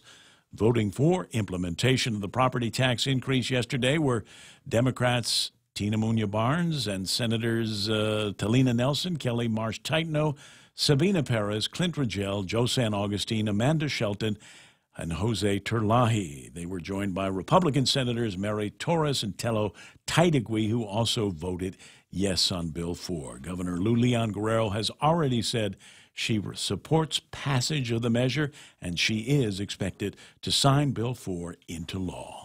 We'll have more news after this. At Chili's, our burgers stack up with anyone's. Handcrafted to order, smashed to lock in flavor on a toasted brioche bun. Our burgers are all kinds of perfect. Choose from the Chili's Chili, the Mushroom Swiss, the Ultimate Bacon, or you know what? We dare you to take on the Boss Burger. Loaded with smoked brisket, rib meat, jalapeno cheddar sausage, and bacon. We may have really out-burgered ourselves. Our burgers are more than a handful, served with garlic dill pickles and fries. So hurry in today and enjoy our juicy, melty, yummy, handcrafted creations. Perfection between two buns. Chili's. More life happens here. Experience the Take Care difference. Take Care members can count on accessing a high-quality, credentialed network of on-island providers, including the convenient one-stop FHP Health Center and Urgent Care, access to an extensive off-island network of providers, and the island's largest offering of free fitness classes and health education programs. You can count on Take Care to deliver comprehensive, accredited insurance coverage and quality health care when and where you need it. Take Care. Our island, your health plan. Learn more at takecareasia.com. 11 minutes past 8 a.m. here at The Point. District Court Magistrate Judge Joaquin Manabusan has recommended the denial of a request to dismiss some of the criminal charges against officials of Guam-based Hanson Helicopters. John Walker, Marvin Reed, Kenneth Crow, and Philip Kapp of Hanson Helicopters were all charged in May of last year with wire fraud, money laundering, and destruction or falsification of records. Defense attorneys asked Judge Manabusan to dismiss 2 of the charges, accusing the 4 men of defrauding the National Transportation Safety Board and the Federal Aviation Administration. But after reviewing the indictment, Manabusan concluded that there was sufficient allegations that the defendants employed deceitful and dishonest means to obstruct the functions of the FAA and the NTSB. Manabusan recommended that Chief Judge Francis Tedinko Gatewood deny the motion to dismiss. The defendants have 14 days to file their objections to the report and recommendation. Democratic Party of Guam yesterday calling out Senator Will Castro of the Republican Party for leading the Republican Party's Tuesday news conference to declare the GOP's opposition to tax increases. According to the Democratic Party's statement, Senator Castro is not against taxing you. He's just against taxing the few people who own million-dollar properties. We won't forget that Senator Castro voted to increase the business privilege tax, voted to increase the tax for gas, and voted to create a sales tax. Now he says taxes are bad. That, according to the Democratic Party statement. Republican Party countered with a statement of its own yesterday, which says the truth of the matter is that Democratic senators voted no when it came to fully funding health care for working families at GMH when the hospital sorely needed that funding. The GOP statement goes on to cite yesterday's vote in the legislature, saying after campaigning on no new taxes, 10 senators voted to raise taxes on the people of Guam by approving the Or More bill, which now allows the full implementation of a property tax increase. For these stories and more, log on to postguam.com or pick up a copy of today's Guam Daily Post. I'm confused about something. In the Republican statement, they say the 10 senators raise taxes on the people of Guam. If the governor keeps to her commitment, the bill will be vetoed. That's part of the Republican statement. But my recollection is when the Daily Post asked Lulian Guerrero about that. She supports the She bill. said, "Yeah, I'll sign it." It's she wants to help correct the last administration's mistake. Right. And now that the body has acted, I don't think there's going to be a veto there at all. And frankly, with 10 people voting in favor of it, it sounds veto-proof to me. It would take rather an interesting trick. And I don't know this early in the process whether that's a fight that Lulian Guerrero wants to get into with this new legislative body. 8:13 in the morning, and time to take a look at what's going on with weather. I've refreshed all of the different maps so that we can see what's going on in the near term. The forecast for the day calls for partly cloudy skies and isolated light showers. East winds up to 20 miles an hour, becoming light this evening. Highs near 88 degrees. Overnight lows should be clocking about 76 degrees on your thermometer. If there's a breeze, it'll be a little bit cooler. Sunset tonight at 6:29. Sunrise tomorrow morning at 6:38. Now with a view of what's going on the radar image, here's Michael Knight. Looking at radar, we can quite literally see the boundary between the really, really moist air to the west associated with the tropical storm Wu-Tip. It's dwindling down out there. We'll see that in a moment. And the drier air coming in from the east, the trade winds returning to us, as we're really thankful about that. Yesterday was getting kind of warm. I think today won't be quite as warm. We'll have a little bit more dryness to the breeze, and then the nights will probably be a little cooler. Could get another surge in next week as well. Checking satellite real quick, and we can really see the demise of what was Super Typhoon Wu-Tip. Right now, it is pulling off to the northwest rather quickly now. It is completely separated from most of the convection. All you have is this weird kind of low-level circulation center. There are winds around that, but not much rain. So anybody caught in that's just dealing with a little windstorm. It's going to peter out over the next 24 to 48 hours and just completely disappear. Trade winds coming in from the east. You can see some dry air. That's that pinkish color to the satellite picture there. That's all coming in as well. Looking like it's going to be a real nice weekend ahead. All right, gotcha. And does anybody have any other thoughts on how we're going to caption this picture here of Governor Lulian Guerrero, and she's Mike's side with Nancy Pelosi? Anybody got anything that you wanted to add to this? You're welcome to. Just go ahead and put it on the Facebook Live. Download the picture if you want to. I think it's going to be available at Governor Lulian Guerrero's website on Facebook. Download that and keep it for posterity because I think it will make some interesting bat something crazy comments. It's 8:16. That's news and weather together here on The Point. On March 9th, join Bank of Guam for the EFIT Run and Block Party to benefit Guam Cancer Care and American Cancer Society. Our Sunset 2K and 5K run will start at Chamorro Village with showtime at 4 and go time at 5. And don't forget about our block party starting at 4 o'clock, complete with food trucks, a kids zone, live entertainment, and a beer garden. So don't forget your ID. This is a bring your own water bottle event. The EFIT Run and Block Party, Saturday, March 9th. Bank of Guam, member FDIC. And as I say, it is make sure that you bring your ID and cash with you if you want to experience some of the other activities that are going to be taking place.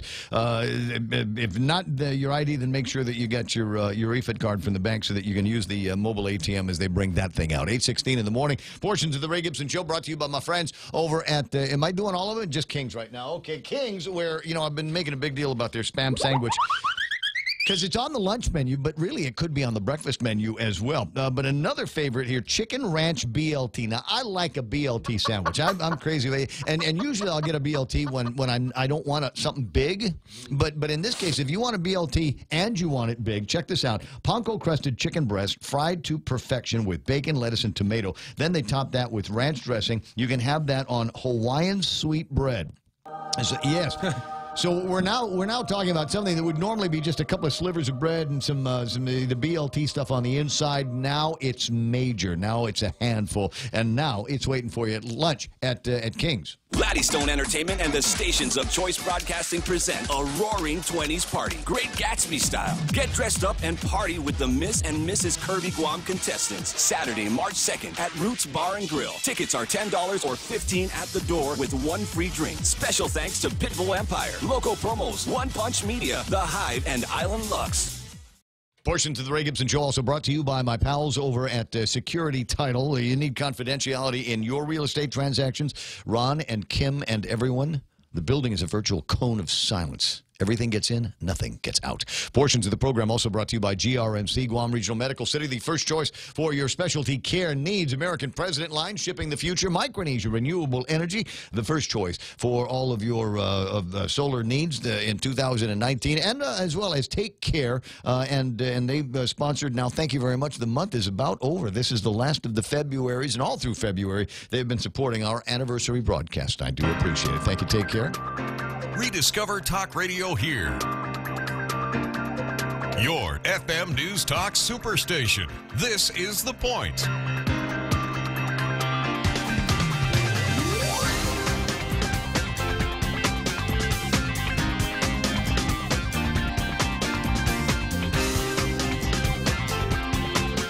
You might be going, Ray, listen, I'm already out of ideas for the captioning of the Lulian Guerrero and Nancy Pelosi picture. Do you have anything else that you'd like us to caption? The answer is yes. I always want you guys working on something. It's just a way that I can keep your creative juices flowing. There's another picture of Governor Lulian Guerrero in Washington, D.C. This is she makes her statements before the Energy and Natural Resources Committee in Washington, D.C. Her other governors from the area getting together talking about some of the issues that we have got now that we look to Congress, our great white fathers and mothers in Washington, D.C., the land of the tall Quonset hut, to resolve for us out here. And there is the picture of Governor Lulian Guerrero. I've actually got video of it, courtesy of, believe it or not, Congressman Mike Nicholas, who has found the video on the committee's website and has posted that up on Facebook. I'll see if I might be able to drive some of that in there before too much longer. In the meantime, it is 8:19 in the morning, and by God, by golly, we have sports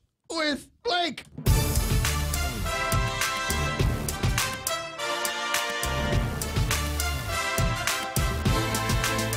Yeah, I didn't jam it in this time. I just kind of took my time through all of this stuff here. And there is sports. Yes, Mark Colby, ladies and gentlemen, has sent to all of us in the GML Media WhatsApp a festive look at what things are going to be like at the beginning of this year's GML season. Yes, it came down yesterday as the commissioner, although it's very ominous. Who is the commissioner of the GML? We should actually ask what his name is. So we kind of got a name to go with the title, but the commissioner. It's Gordon. It's always, I want it to be Commissioner Gordon. It's always like the commissioner. It's always the commissioner. Either way, so the commissioner, the very ominous commissioner, moved the opening ceremonies to Friday of March, which I believe today's the 29th, right? So tomorrow's That's March. not the 29th. It's the 28th. There's no 29th this Oh, month. that's right. That's right. That would be a leap year then, right? Yes. So today's the last day. Tomorrow is the 1st, so next month, by a day, March 15th, the Rays, the Orioles, the Don't Red Hawks, 76 Expos, Junior Nationals, the Talafofo Rangers in the yellow and green, and the Blue Jays, which are a new team combined of the Rooks and the Giants from last year. So got a new name there, but it's just two different teams, so no strangers, definitely, as the players have just kind of found new homes. The schedule only for the first week is what we have. It's going to start, again, opening ceremony out at the Paseo Stadium Friday, March 15th that evening. Rays will take on the Orioles to kick things off. Yep. And then rounding out the weekend, Sunday, March 17th, the Don't Red Hawks taking on the 76 Expos, and then play will continue as the Junior Nationals will face off in their first game against the Blue Jays. And it seems that the Talafofo Rangers will have a bye. However, they will double up with the Rays because the Rays will play twice in 1 week, and the Rays will face off against the Talafofo Rangers for their first game Friday, March 22nd. So that's your first week of GML play, according to the commissioner, and Mark Colby. And for those of you interested in National Anthem and Guam's hymns, the Mark has confirmed that Ms. Fantasia Rioja will sing the National Anthem and the Guam hymn, and waiting on confirmation for the Boy Scouts to present colors at this very, very festive occasion. Very cool. The start of the Guam Major League. So there it is. There we've achieved our goal. We talked about a sports thing. How's that? It's very good. And just to give a reminder, things usually kick off. First pitch will fly usually around 7:05, so maybe get there about an hour early. He didn't give us any times, but I'm going to assume that since it's the opening ceremony, they're probably going to open the gates in the stadium about an hour before maybe or so to get everybody in there and greet and hang out and all that good stuff. So should be a good opening baseball weekend, but still got to wait about 2 weeks. So there you go. You know, it's a little bit early for the conversation, but what are the odds, do you suppose, my friend Michael Knight, is there going to be rain that day? Will we have rain? I can say there's a 100% chance that I have no idea. All right, very good. I just want to make sure because it's baseball, it's springtime, and there is the possibility. And that's on the other side of Lent. Should we be there drinking beer and eating hot dogs? I should, because I don't do Lent. Okay. All right, very, very good. And so there's other sports that we need to talk about here this morning. Yes, we have. You know, the internet, I was going to say coming into this report, the internet is, it's gone down every time, 2 days in a row. The second I sit down, it is down. So here, let me try to tether off my mobile hotspot. Okay, so while you do that, there's it was right here. Now it's gone. The story I was looking at, and there's a kind of gentlemanly approach that is going on in this story here, and I kind of like it. A high school wrestler has forfeited his final match rather than face a girl at the Colorado State Tournament. Brandon Johnson had a chance to place at the Colorado State Wrestling Tournament on Saturday. Instead, he chose to forfeit because he didn't want to wrestle a girl. Faced with the prospect of advancing in the 106-pound consolation bracket, Johnson simply declined to wrestle his third-round opponent, Angel Rios. Why? He didn't want to treat a young lady like that on the mat. Said, I'm not really comfortable with a couple of things with wrestling a girl. The physical contact, you know, there's a lot of that in wrestling, and I guess the physical aggression too. I don't want to treat a young lady like that on the mat or off the mat, and not to disrespect the heart of the effort that she's put in. That's not what I want to do either. So he forfeited the deal. Why were they wrestling? Why would they wrestle against each other? You know, that part I don't know. I don't know. Maybe there's something about that particular tournament where, you know, it was kind of co-ed and everybody advances, and whoever is in that bracket is in that bracket regardless of their gender. Yeah. But I still thought that was actually pretty cool. Yeah. Was the guy saying, yeah, I don't want to be in a position where I'm physical with a woman. What if he did though? What if he just said, nah, yeah, he just came out there and beat her down and then pinned her and I don't think I could. And won the championship. I don't know if I could do it. Plus, you know, then there's the other conspiracy theory that I have in my head is he was worried that she was going to beat him. That's what I'm saying. Didn't want to have to go back to high school going, man, I got my butt kicked by a girl. So, yeah, I do wonder, that is very interesting, why that they would have to be facing off against each other. Because we just did the story yesterday about how where somewhere, Indiana or Illinois somewhere, where the guys who won the track meet, the girls' heat, yes, they were actually guys. They were actually guys, identified as girls, because in that part of the world, apparently everything is upside down. You know, because I will say this, and the reason I ask is because there's a whole different angle in this world that we live in today, Trump sports. You know, it's very, like, I wonder if she wanted to compete with the guys and he declined, if that would cause an uproar against, you know what I mean, kind of work counterbalance in this crazy social. You know, seriously, you know, I don't. You know, if you want to find the hate, go to Twitter. Yeah. If you want to find it, it will be on Twitter. Might not necessarily be on Facebook or Instagram comments. Yeah, but the haters are going to come out and say what it is that they're going to say, and it might have everything to do with political correctness and Trump politics, which shouldn't be rearing its head in sports. But you know, I think we're all getting used to that now. I mean, yeah, with the kneeling, you know, and all. And I all will that say stuff. this. He has a right to compete against whomever he chooses, and he suffered the penalty by not competing in that he forfeited the match. That means he loses. And I myself can totally support his reasoning behind not wanting to do it. Yeah. He don't want to beat up a girl. And doesn't want to get beat by a girl. We need more boys thinking like that. Hello. Where's the story? I was looking at the magistrate reports, and boy, there's a couple of just things that we do to each other, and a story about a girl who had been who even the defendant's mother was sick and tired of her son beating up on his girlfriend, so she finally called the cops on him after all of this time. But then there's another story in the magistrate reports about a guy named Lee Joe. And Lee Joe met the police at the gas station in Petey because he didn't want to be around the house anymore because Natasha Marie, the girlfriend, was warpathing. Was beating him up. Oh, yeah. Arguing, the defendant started throwing things around the house. Lee Joe explained that the defendant punched him and struck him with a wire hanger several times.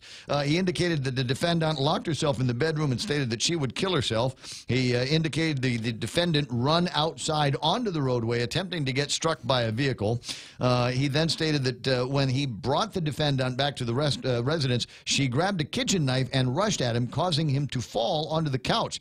Also stated the defendant then grabbed his phone, smashed it against the floor, breaking it, and he thought the defendant was eventually going to stab him with a knife, so I'm getting the hell out of here. Yeah. And where's the gas station? I'll meet you at the gas station because I'm not staying around the house. That's some of those Willie Nelson stories, right, where he was kind of wrapped in the bed sheet and beaten with soap bars. Yeah, that's it. Man, that usually happens in prison. Yeah, I'm not closing my eyes. So unfortunately, and I'm looking at the magistrate report, Natasha Marie, and I'm leaving out the last name.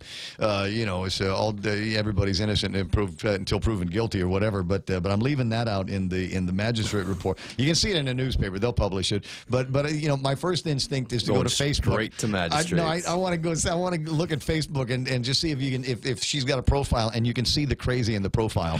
Always, you can always do that all the time. You always talk crazy. Oh, it's always in what they post too. You know, if they post too many inspirational quotes, trying to pep themselves up, odds are they got some there's some something going on upstairs. Yeah. So if you're running around someplace and you meet up with this girl who's really nice to you, her name is Natasha Marie V. I'll give you that. If her last name starts with V, that means standing short for very crazy. Yeah.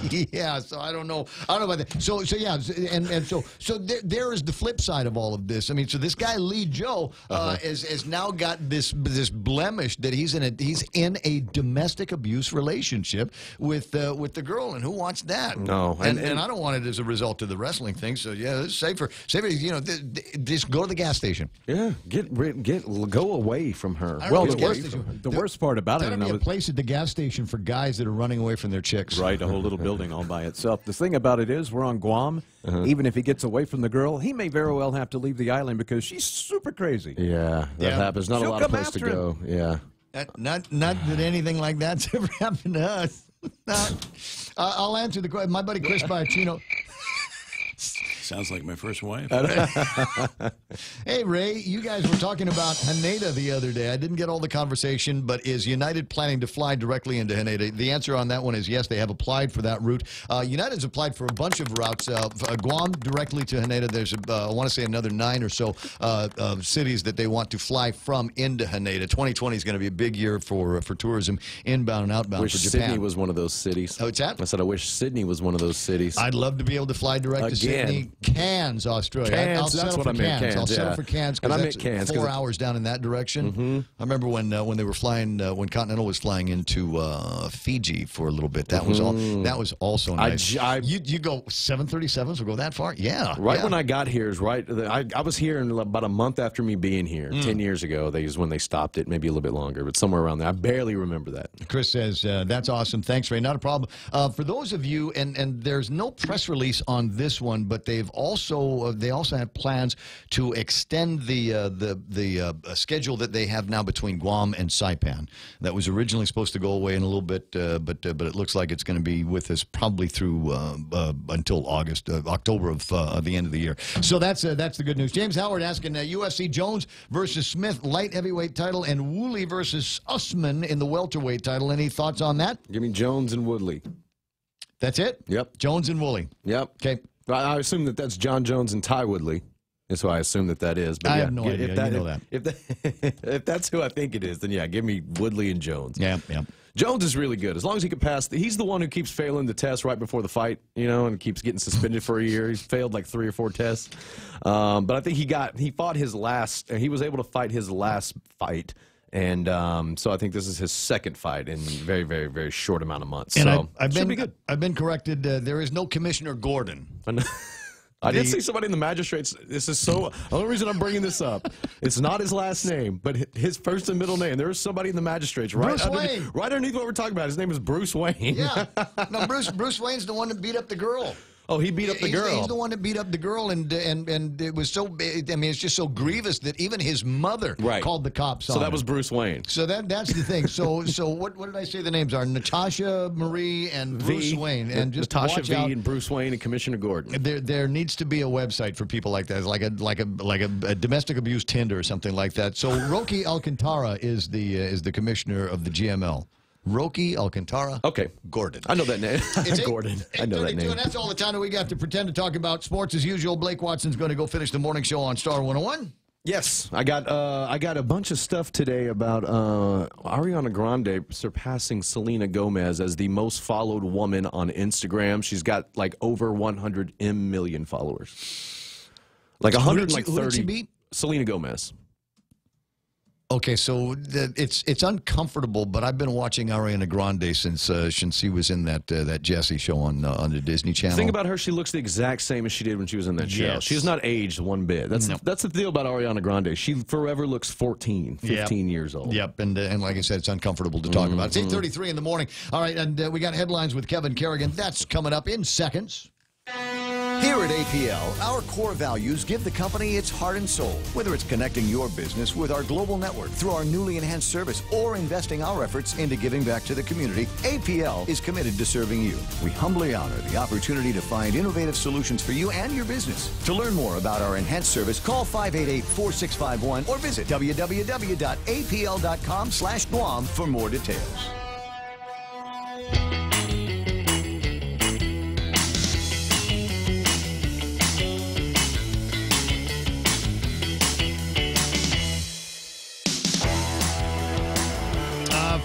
From my WhatsApp here, I've been showing the picture of Governor Lulian Guerrero seated opposite bird brain Nancy Pelosi, and asking for some to caption it. Unfortunately, some of the commentary that I am getting on my private WhatsApp would not lend itself to broadcast quality, family friendly captioning of the image. Pelosi didn't do blank for Guam, and she was MZB's bestie. Not gonna, cannot do anything now. Wasted time. If you want to go go and make points in Washington, D.C., go find Trump, kiss his ring, and do that instead of playing around with useless Democrats over in the House. 8:34 in the morning. Interesting conversation. And if I get a chance, I'll see if I can play some of the video of Governor Lou Leon Guerrero making her actual testimony in Washington, D.C. What did she talk about? Well, you know, all of the above, maybe a little bit of kitchen sink. We'll see what we come up here. 8:35 headlines now from the Guam Daily Post and Kevin Kerrigan.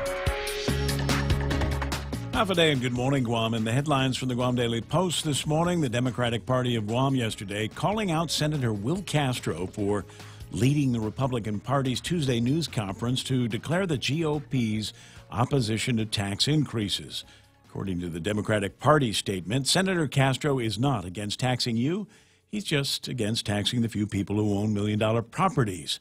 We won't forget that Senator Castro voted to increase the business privilege tax, voted to increase the tax for gas, and voted to create a sales tax. Now he says taxes are bad. That, according to the Democratic Party statement. The Republican Party countered with its own release, which says the truth of the matter is that Democratic senators voted no when it came to fully funding health care for working families at Guam Memorial Hospital when the hospital sorely needed the funding.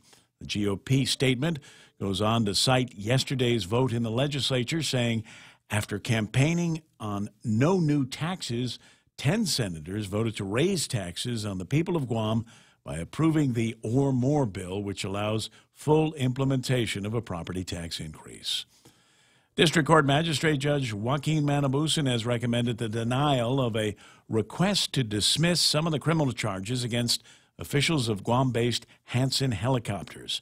John Walker, Marvin Reed, Kenneth Crow, and Philip Kapp of Hanson Helicopters were all charged in May of last year with wire fraud, money laundering, and destruction or falsification of records. Defense attorneys asked Judge Manabusan to dismiss 2 of the charges, accusing the 4 men of defrauding the National Transportation Safety Board and the Federal Aviation Administration. But after reviewing the indictment, Manabusan is recommending that there is sufficient allegations that the defendants employed deceitful and dishonest means to obstruct the functions of the FAA and the NTSB. Manabusan recommending that Chief Judge Francis Tadinko Gatewood deny the motion to dismiss. The defendants have 14 days to reply. A man accused of making a bomb threat back in 2014 was indicted by a federal grand jury yesterday. Jesse Joseph Margison, charged with maliciously conveying false information by telephone and making a false statement. According to the indictment, Margison used a cell phone to call 911 and falsely report a bomb threat at the Estumbo Dollar Housing Park in Denado. According to the transcript of the call that's in the indictment, Margison said, in part, 1 hour, 3 bombs. Release Ricky McIntosh Jr. and Jathan Tatautau or people will die. 1 hour, 1 bomb, Dollar Housing Park. That according to the bomb threat called into 911. For these stories and more, log on to postguam.com or pick up a copy of today's Guam Daily Post.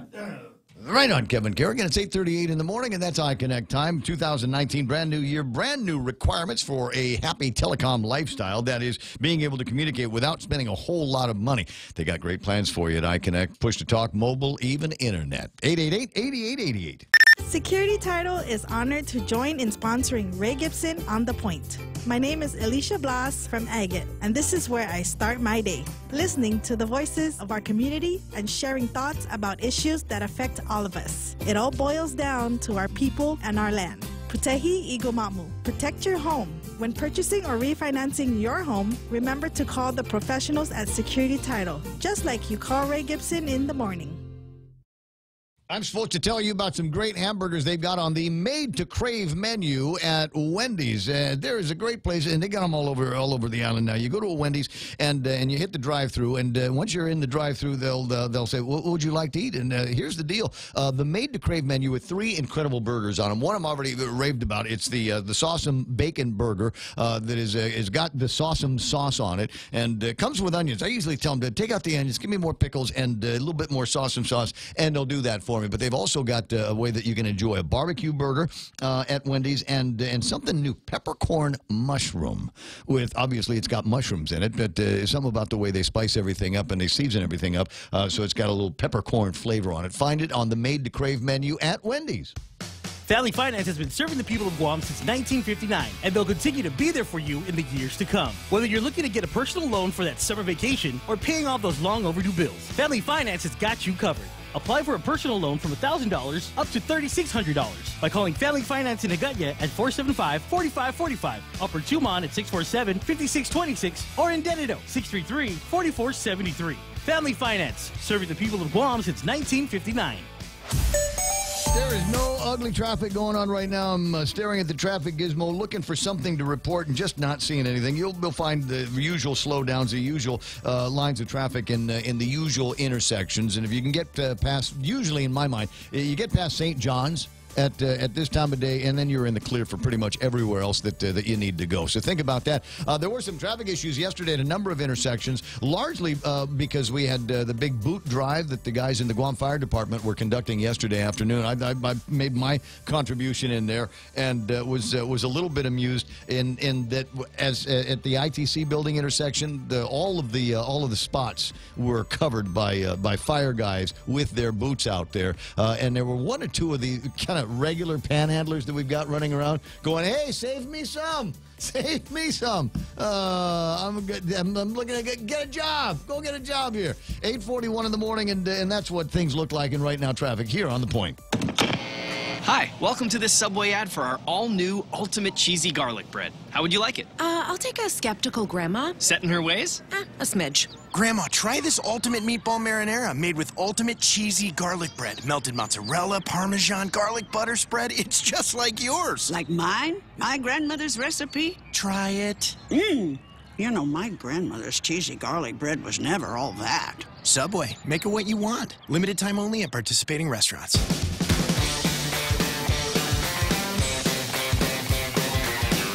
19 away from the top of the hour. 888-8255 is the telephone number. Mo Cotton, I see you there. Saw you at Payless yesterday. We'd had a couple of minutes passing each other on the way into and out of as I was looking for some kind of post-workout adult beverages, some kind of refreshments to refresh myself, as it were. And we'll get to you in a second, but I do want to say welcome home to a dear old friend of the family, Fred Weidewagen. It's great to have you back in town. Well, Ray, it's great to be here. So the guy's flying in, and he's got internet on the airplane, right? Right. And so, like, all the way to Guam, you had internet? Oh, yeah, all the way. Isn't that sweet? Cost me an arm and a leg. $25 for each leg of the flight. They don't give that away for free? No. Not even with as much mileage as you have? Buy all your food and everything. Yeah, well, things are certainly changed. Did you tell him that your wife is a representative? No, is in the house? Any difference, and I probably would go to jail for conflict of interest or something. Influence peddling. You're not supposed to bring that up. No. But hey, how is Imada? How is She's doing fine. As a matter of fact, I had to leave to come out here the day that your governor was getting in for National Governors Association and Intergovernmental Conference and House and Senate hearings, so I missed all that this week. They seem to be busy. Are you watching it from afar? Haven't had a chance, really. We're so busy with what we're doing out here, there hasn't been any chance to keep in touch. How much can we talk about what you're doing here? Actually, part of have we been cleared by the authorities?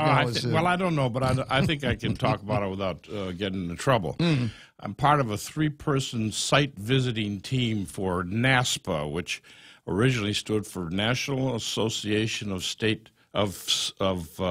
School Public Administration Programs in Public Administration and Affairs, something like that. They have since. That's all the time we have for today. Now that we've got the title out. But anyway, the program for public administration up there is seeking national accreditation, and this NASPA is the accrediting agency, and they send out a site visitation team to look over the program from top to bottom in the course of 3 days while we're here.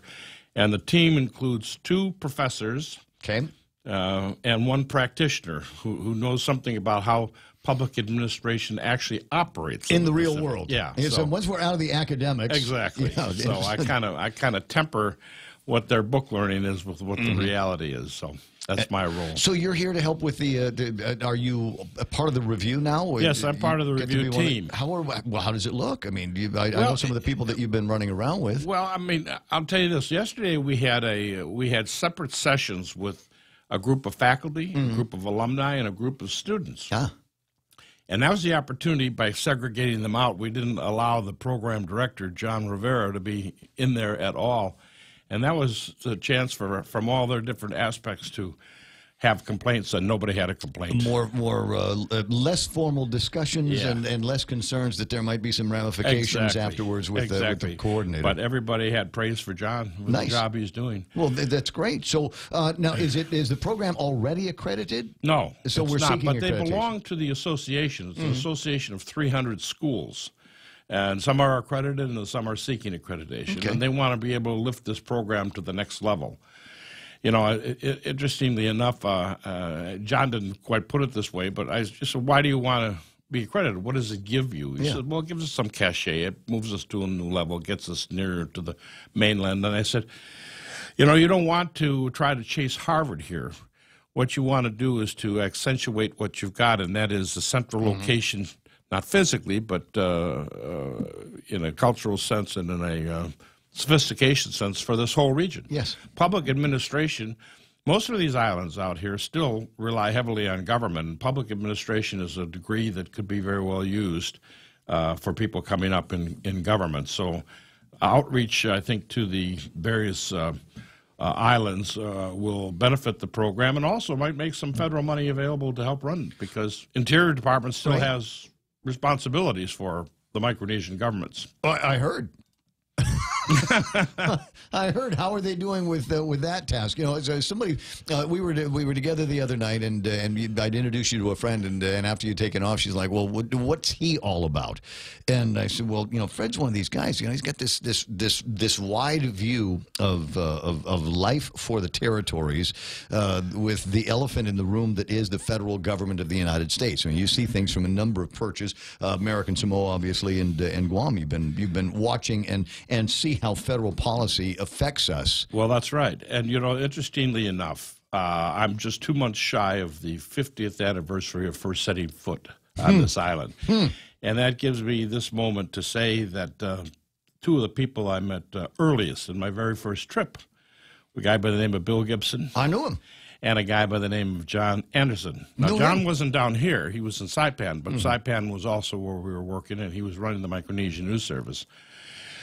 So I'm really sorry that I just missed John's passing. I'd like to have seen him one more time. And as far as your father, last time I saw him was at a funeral for another old Guam hand. It'd be Bill Barbie. So they were buds. Yeah, they were. They pounded a lot of ground together. Both John and Bill were so highly respected and well integrated in this community. It's a real loss. You know, big shoes to fill in both counts. Yeah, so work very hard to maintain that certain level of intelligence and accountability into the program. But anyway, if you want to know what I do, 50 years ago when I came out as part of a team that the White House put together to examine what gaps there were in budgetary funding in Micronesia in preparation for opening status negotiations. And these were a group of eminent scholars. The leader of the group was a man named Paul Cook, who was a professor of economics at MIT, and it was that caliber of person. I was the young guy. Basically, I was the bag carrier. Now, 50 years later, with these two professors, I'm the bag carrier. You're still the bag carrier. Still the bag carrier. So I haven't progressed in 50 years. So how do we move our agendas in Washington, D.C.? I mean, I've got a piece of video I'll play a little bit later on with Governor Lou Leon Guerrero, the other governors of the territories around here and their representatives. I mean, what do we got to do to move the ball and get the needle bouncing on issues that we've got? EITC, compact impact. That's a tough one. 10 years ago, if you had asked me that question, I would have said set up a a GVB operation in Pyongyang and you'll get attention, but not now because Trump seems to Trump's have got in Vietnam. Yeah, exactly. 50 years ago, we were fighting a war in that country, and now Trump is there meeting with a guy that technically a state of war still exists between our countries. But ironically, because of North Korea, Guam is getting more attention because this is the first place that any missile from North Korea would come. So people are paying attention. And China. And China, of course. And China's the big elephant in the room. The guys in Russia, and I don't know how much of it is bluster, are talking about hypersonic missiles that could take out Washington, D.C. in 5 minutes. Absolutely. How much of that is fact? How much of that is fiction? But it does underscore our role here in the Pacific, tip of the spear. Right. But, yesterday at one of our meetings, one of the people talking about the problems locally is trying to get Washington attention. And that's been an age-old problem. That was a problem 50 years ago. You're trying to get Washington's attention with all that's going on, particularly these days. I mean, even Trump isn't getting much attention in Washington because everybody's focused on Michael Cohen hearings. Oh, for heaven's sakes. Yeah, but the thing is this, that you may not be on Washington's radar screen, but for the man in the street out here, Washington isn't on your radar screen either.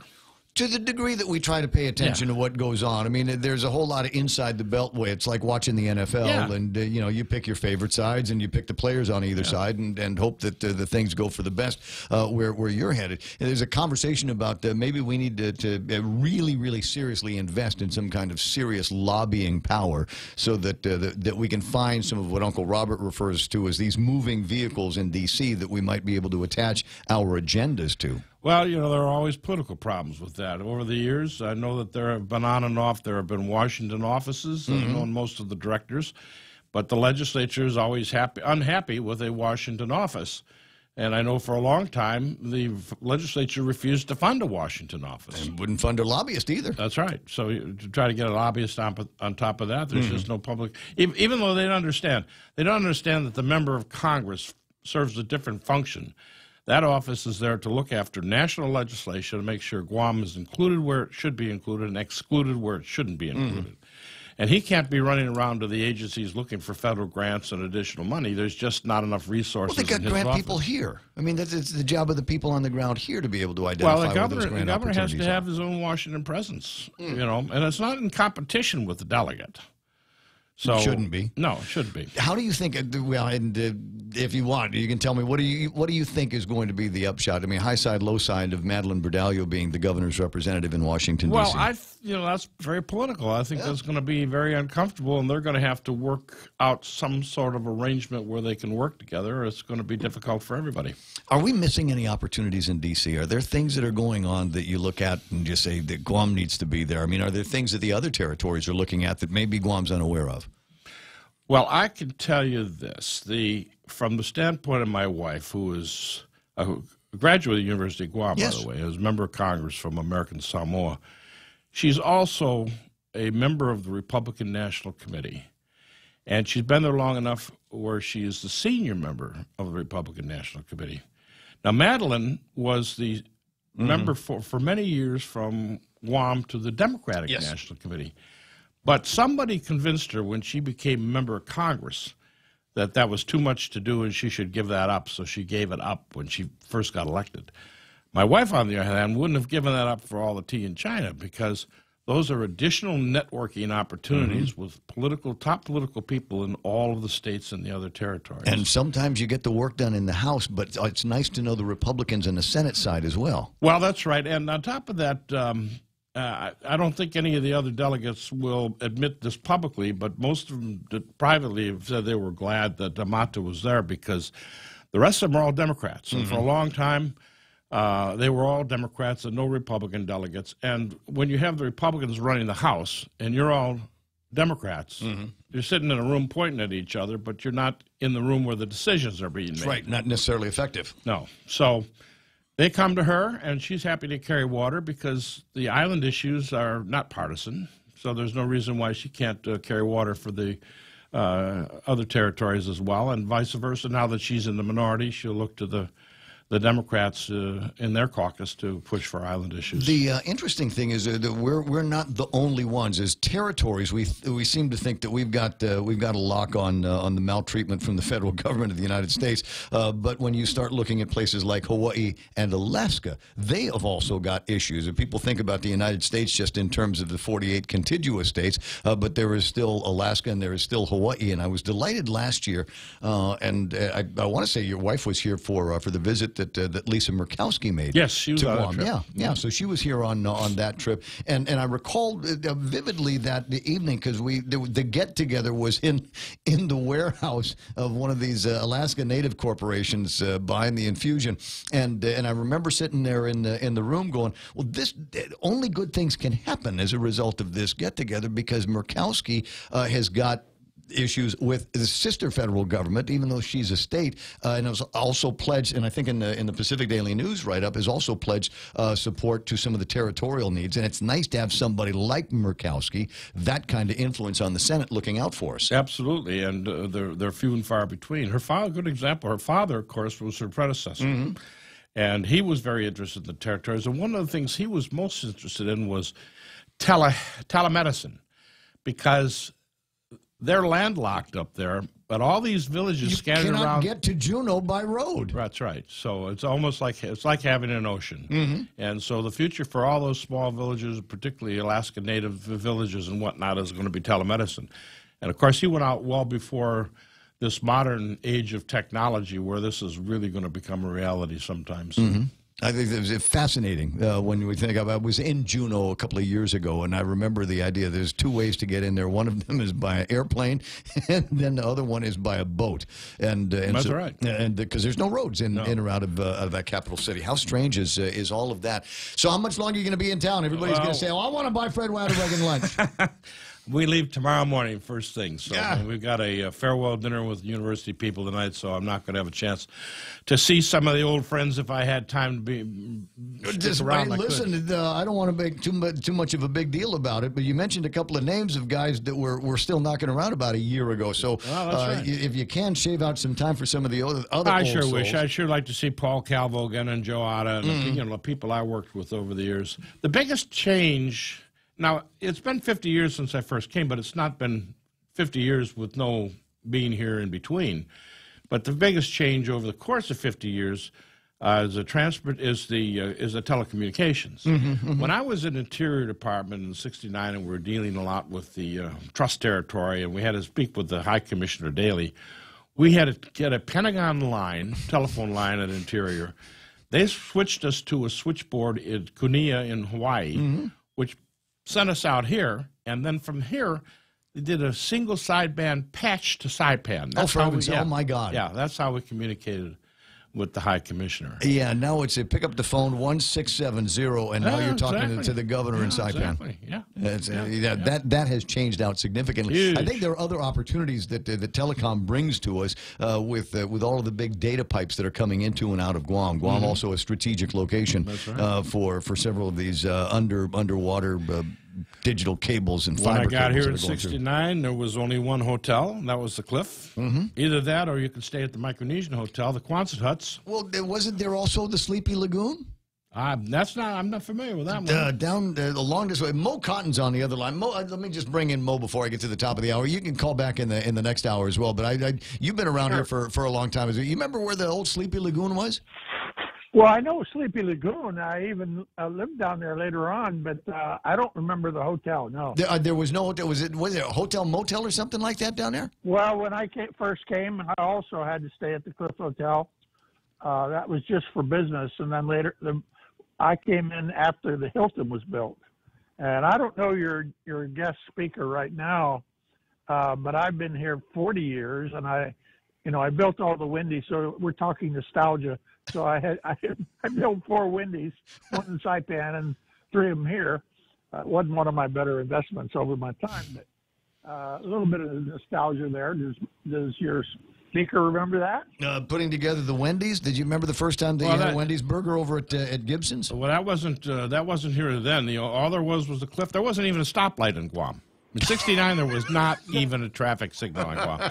So if you've been here 40 years, there was a huge difference between 69 and 79, I can tell you that. What about, wasn't it the A&W root beer? We had an A&W root beer I don't know. back in the 60s. The first thing I remember coming in here, because it was the biggest one in the world at the time, was 1974, I think, when McDonald's set up on Marine Corps Drive down here. It was the largest McDonald's in the world for many time. years. Yeah, and then the McDonald's in Agano, when they opened that one up in the late 70s, that one was the largest drive-through for McDonald's for a long time. We did hold the records. I want to say that there's some records that came on when they first started putting the KFCs together, when the Jones family first started doing that with Greg and all that. Crazy old times. And there were times when I'd get off the plane, we used to have a trust territory liaison officer because we had to be helped through customs and immigration and whatnot because the trust territory is not part of the United States.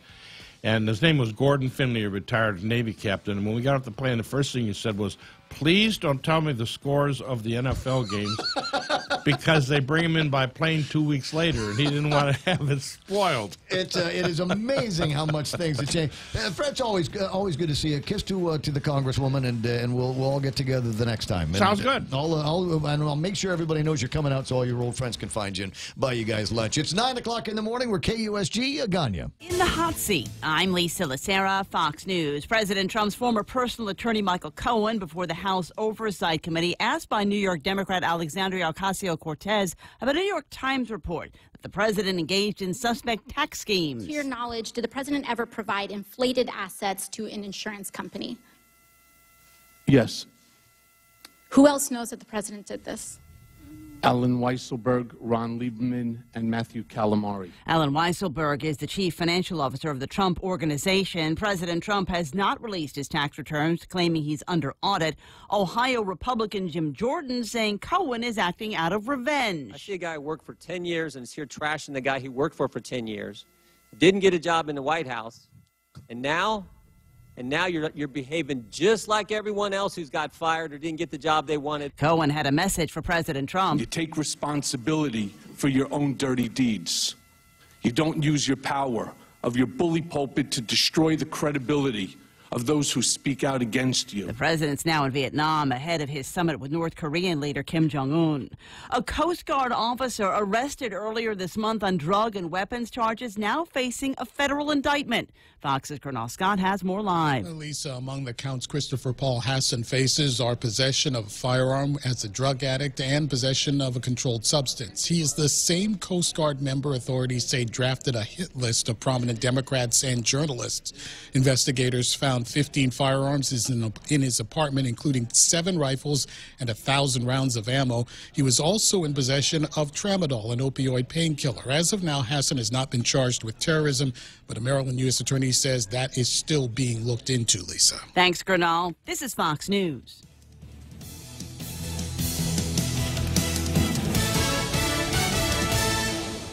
Attention homeowners, if you don't have a solar energy system on your roof from Micronesia Renewable Energy, now is the time to get one. MRE solar energy systems now come with battery storage for zero money down. This means that your home will have power even when the island power isn't available, like during power outages or during and after storms. The inconvenience of not having power for your home is a thing of the past. Don't be left in the dark. Call 632-2613 for a free consultation. MRE, the smarter choice. KFC has finally answered the world's most important question. What came first, the chicken or the egg? And the answer is both. Introducing KFC's KFC AM, their new Southern and local-inspired breakfast. AM-loaded platter with chicken fried rice, waffles, and Colonel's chicken congee. KFC also has your all-time favorites, AM chicken and egg wraps, Southern biscuit and sausage sandwich, and hash browns. So for finger-licking good mornings, AM will never be the same at KFC. KFC, it's finger-licking good. Almost 3 days of rain in Northern California has forced evacuations and major flooding. Some 3,600 people were told to get out fast, and those that did not leave Guerneville are stuck because that town is now cut off. No way in or out. Elsewhere, schools are closed and driving is treacherous. There have been numerous rescues, not only because the roads are flooded, but some have been inundated by landslides. The soil is so saturated. The Russian River is expected to crest tonight at 46 feet. That's the highest level in 24 years. While many homes and businesses have already been inundated, there are no reports of any injuries, and the rain has finally tapered off, at least until this weekend. In Forestville, California, Claudia Cowan, Fox News. Meanwhile, an avalanche has prompted Amtrak officials to suspend passenger rail service between Sacramento and Reno, Nevada, after more than 4 feet of snow fell.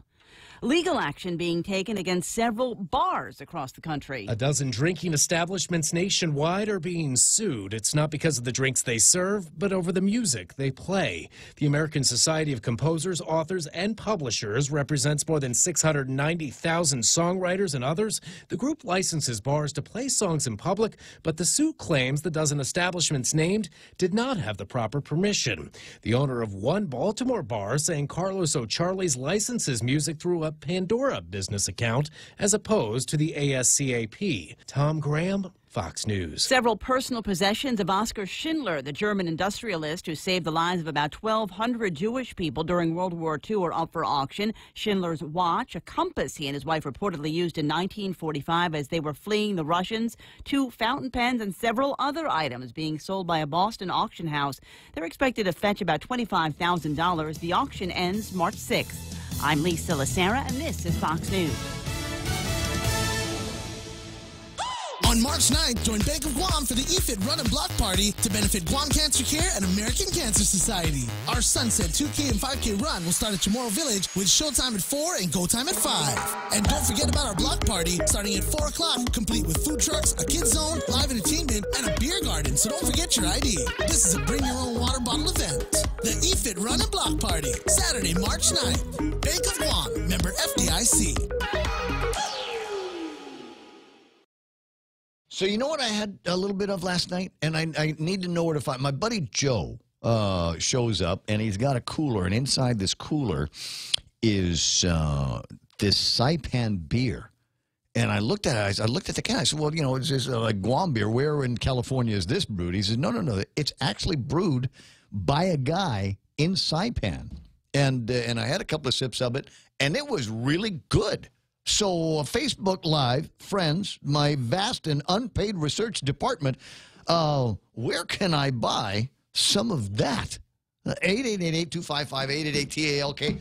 Just keep your headphones on. And my producer's making the sign like I'm supposed to be talking about King's Restaurant. I got plenty of time to talk about King's. I got an entire hour in front of us here before it gets to be 10 o'clock. So on my mind when I think about King's, I think about breakfast.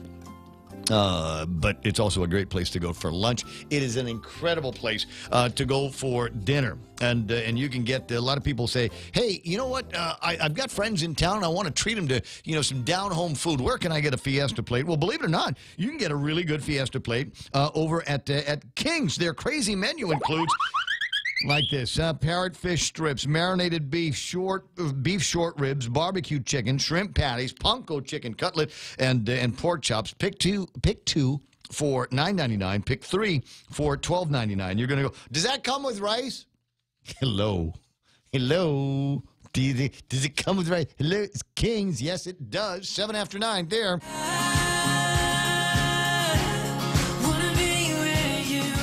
Make the good things last longer. Get 3 more days for free on our 3-day prepaid rate plan. That's 6 days of unlimited local calls, SMS, and 1 gig of 4G LTE data per day for just $7.95. Text HS3 to 3282 from your Docomo Pacific prepaid phone to sign up today. Docomo Pacific, better together. Some conditions apply. Wait, there's more yakking going on here, including a conversation about some of the other people that are responsible for bringing you this program, including Micronesia Renewable Energy. Check them out for all of your solar electrical needs. Micronesia Renewable Energy, GRMC, the first choice for all of your specialty care needs. And, of course, we've got the, what do you think, is the clicky thing that we've got here is the APL. They're shipping the future. The Coconut Wireless is back. The Ray Gibson Show. Call now, 888-TALK. That's 888-8255.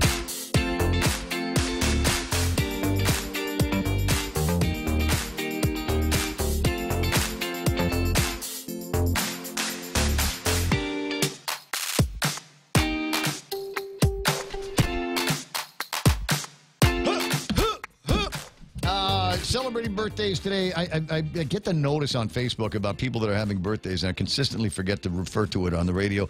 Theseus Mendiola, I see Ashley George, Anthony Mendiola, that's my buddy Tony. Yoli Elliott, and you might recall Yoli Elliott a few years ago was running the census office here on Guam, and I think Tyrone Taitano is going to be doing that now. My understanding is he's looking for all kinds of technology and places to put technology to make the next census for 2020 that much more fun. Running buddy John Waslowski is celebrating a birthday today, and anybody else got the birthday that I got to worry about? Oh, that one. That's Steve Clark. Okay, that's it. That's it. Check Facebook and see if there's somebody that you know that's having a birthday today, and just send them a note outside of Facebook that just says happy birthday. If you send them a note in Facebook that says happy birthday, they'll say you didn't really remember, you just got the notice on Facebook. So if you see somebody's name like Stephen Clark's, what you want to do is you want to get Stephen Clark, send him a happy birthday note in an email so he doesn't make the actual connection. Let's see. Where are we now? 9 after 9, 888-8255, 888-TALK.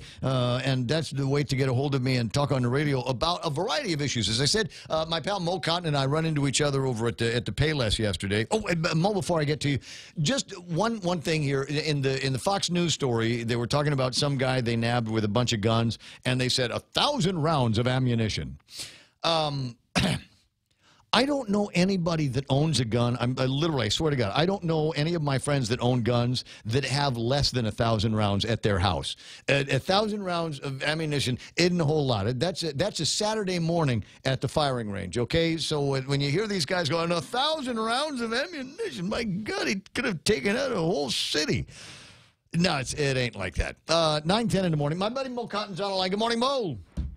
Good morning. Good morning. Gosh, I didn't know I'd be talking about Wendy's in your last half hour. I remember Wendy's. I remember when you opened that thing up at Gibson's. I remember, and you and the other investors standing because there was obviously you order at the counter, but to make things go faster, you were actually taking orders in the line to get them into the kitchen faster. Right. That was the good old days. Gibson's was one of my best stores.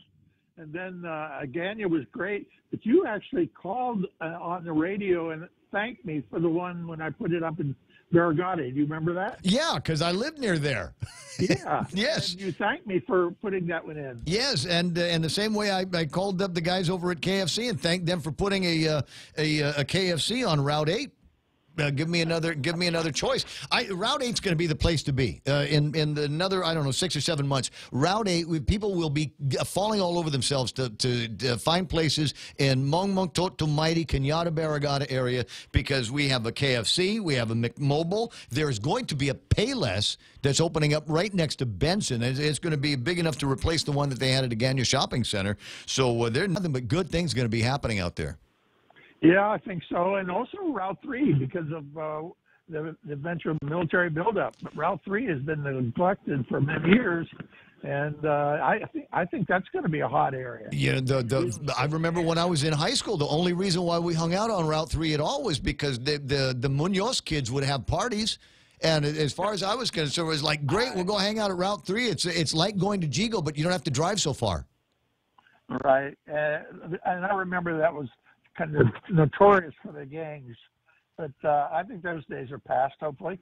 Well, I got that feeling. I got that feeling, you know, and unfortunately they did close the McDonald's down over by the base. But there was outside of the base there just wasn't anything going on there. But I feel you. I think there's going to be some of that's going to be taking place. You know, as a longtime Guam property watcher, there is going to be before the end of the year, DPW will do a notice to proceed on a massive reconstruction of the Challenge San Antonio from about the ITC building all the way to the Archbishop Circle. They're going to be doing a major renovation of that area. Just how bad do you think it's going to be for businesses while they suffer through all of that? What's probably going to end up to be 12 to 18 months worth of construction? Easy. And also, EPAL Gardens is going to get finally fixed. I mean, EPAL Beach. Sorry, EPAL Road, rather. Well, one of these days, yeah. Get some major, because they've already done some engineering and, that terrible turn down near the Hilton where a lot of people just slide off the road. Oh, I've seen cars flip over there, and for absolutely no good reason. But it is crazy what's going to be happening in the Tamuning area. So, folks in that area, you need to find out with DPW what the scope of the work is going to be, when the work may be beginning, and figure out how we're going to be able to get into Ruby Tuesdays and Applebee's and King's and Chili's and GPO. And on the other side of the street, Sakura Dining. Sakura Dining. I had dinner there last night. Did you? Did you see the poster? Their anniversary is coming up, and I think starting today. Yes, they told me that.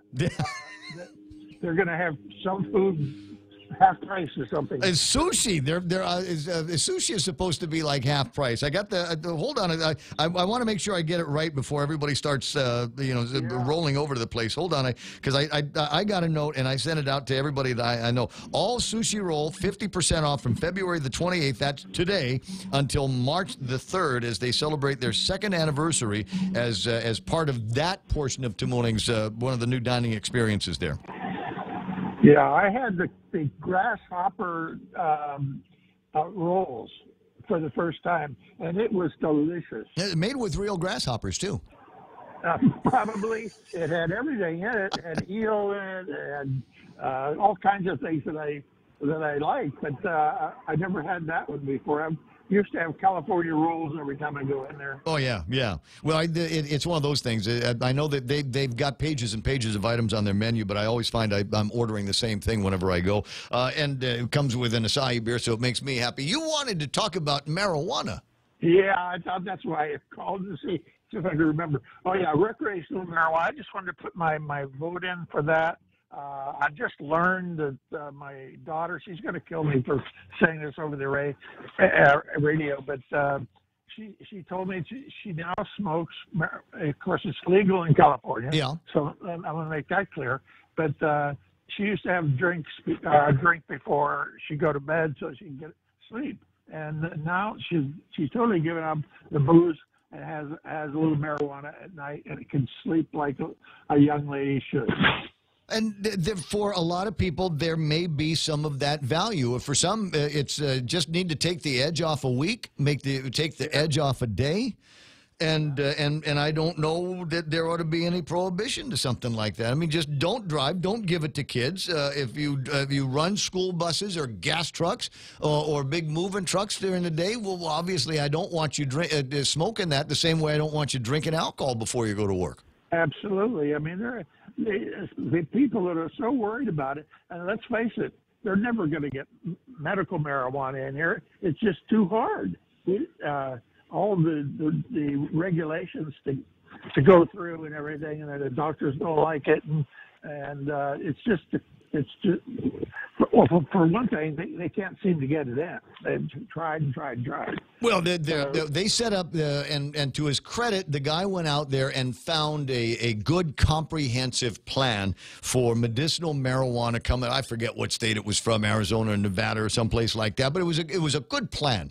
But it didn't scale properly for Guam, a town of 160,000 people, and it probably would have made it so that you could eventually, if we went all the way through this, buy yourself a marijuana joint or a couple of ounces of marijuana, and it would have cost way more than what it would cost you to call the pimply-faced 16-year-old that hangs out at the corner and talk to him about coming in with the same thing. He's growing it himself, or he's got a connection to Palau or something like that. And that's the deal in my mind, is we've got to make it recreational or medicinal. It still has to compete with the prices on the black market. Yeah, no, it should be recreational. Medicinal is just too many regulations, and that's my observation. I'm a cancer. I've had it for 17 years. I'm living with it, and I'm not in pain. But one of these days, I might very well be in pain, and I understand. I would like to have it. Well, take an aspirin. Yeah. Well, I'm just saying, to make sure that you let's compare apples to apples, though. I mean, the pain relief from marijuana for you might not be as effective as coming through with a Percocet or with something's got some a little bit more codeine on it, or maybe even some of the stronger opioids. Percocet, you can get hooked on that in a week. Yeah, that's why I'm very careful. I'm one of those guys. If I am prescribed a Percocet, and I don't care how much pain I'm in, I cut those doses in half. Because I know how I am, and there's a real groovy feeling that you get with Percocets. So I am extremely careful about it. And I remember the first time I took one of those things, I had a back problem, and the doctor gave me a Percocet. I forget what the strength was, but I took one of these things, and I couldn't move. I didn't want to move. I mean, the house could have been tumbling, or the place could have been on fire. And I'd go, 5 more minutes. Just 5 more minutes, because it's feeling good. It was. I had cancer of the ear. They cut into the cartilage. I was in so much pain. They gave me finally they gave me a Percocet, and finally it went away. I felt it going away. Mm-hmm. I was in the clouds, but the problem is I wanted it after the pain was gone. Yes. I wanted it all the time. And they say that's epidemic in for people in your age group, and it's easy to get that prescription to ease some of the pains of being a man in his, what are you, late 60s now? Yeah, late, very, very late. Yeah. I finally made the 80s, and I'm okay. But I will stay away from that Percocet, that's for sure. That will go to your brain. Next thing you know, you're in the clouds all the time. How do we get on this thing? Oh, the subject was marijuana, and so I think that's one I will try. I'm not a stoner, so don't get me wrong, but I think we should have it. And so here's my advice, Mo. My friend Mo is go and find some and get as much as you want, because I guarantee that the police are not going to arrest Mo Cotton. And certainly not a man. The police have got better things to do than arrest senior citizens for smoking marijuana. So I'd get as much as you can lay your hands on, and just kick back. You get it for me, then. I don't know how to get it. Why are you looking at me? I don't know how to get it. You're telling me to go out and get it. I don't know how to get it. Do I need to take a gun with me? I have a gun. It's a BB gun. Honest to God, I could not tell you the first thing about finding somebody that knows how to get their hands on marijuana. I'm always to the degree that I have been close to it. I can smell it when there's something in the air, but I don't know where the guys get it, and I've never asked. But you know what? For you, I will. I'll find out. I'll find out, and I'll send it to you in a direct message on Facebook. Now, don't cut me off, because I got one more quick subject. I'm not cutting you off. I got time. March 1st is tomorrow. The whole month is tomorrow week. Tomorrow month, and we're in celebration of that. I'm working with the Tomorrow Artists Association under Fillmore Alcon. We're having an exhibit down at the Outrigger. It'll last the whole month, and there are all the artists, mainly Tomorrow artists. I'm consider myself.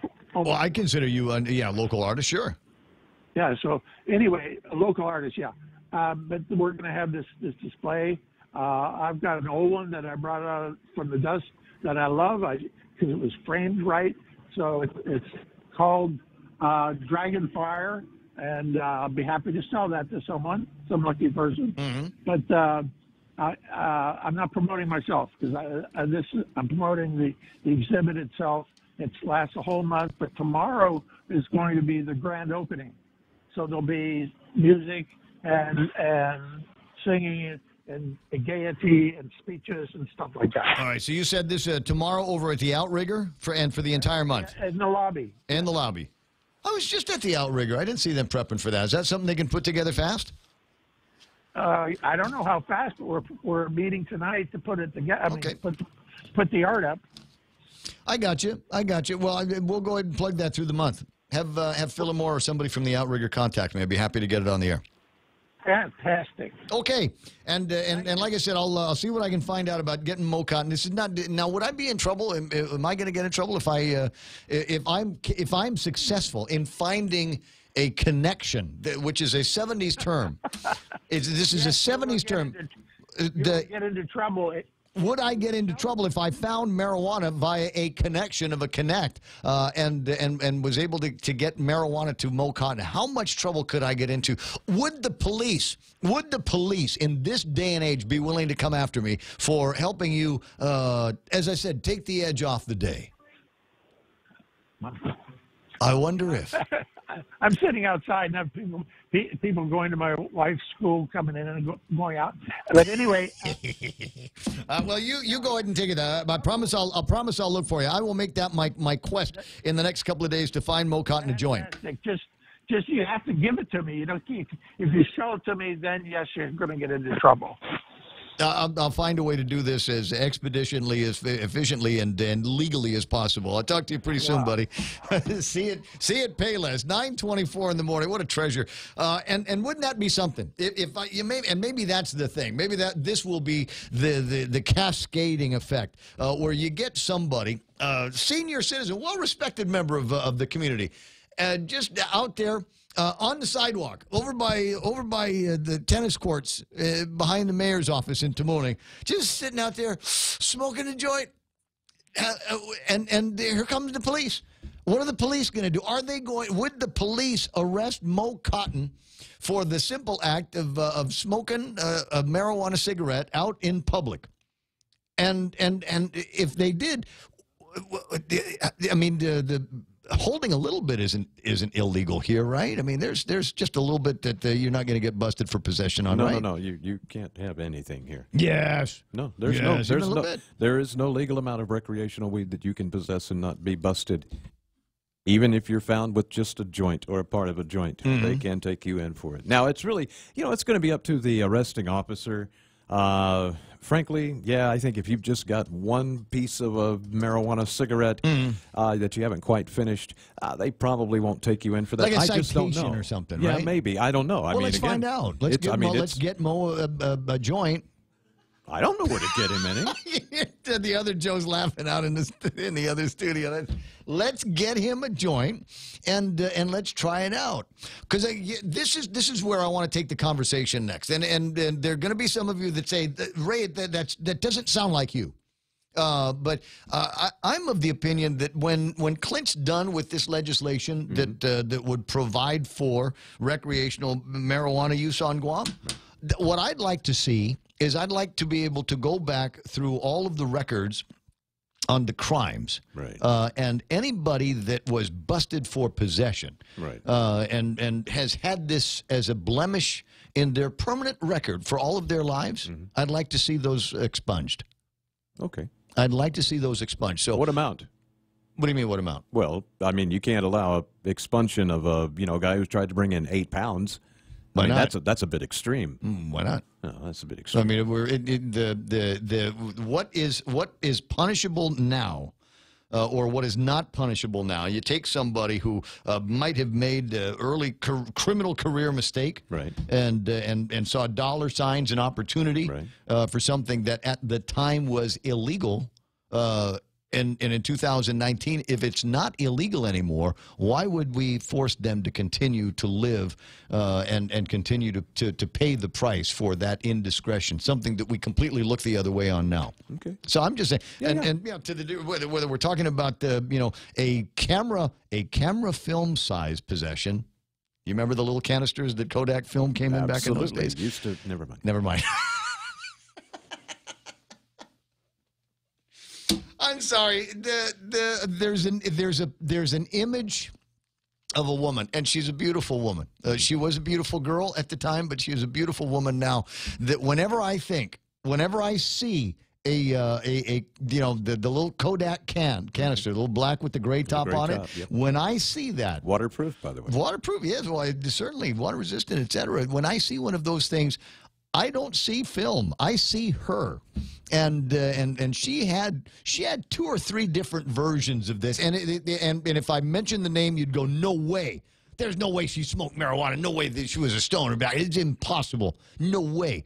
But she was among those, and she had one just for roaches, and then she had another one for seeds.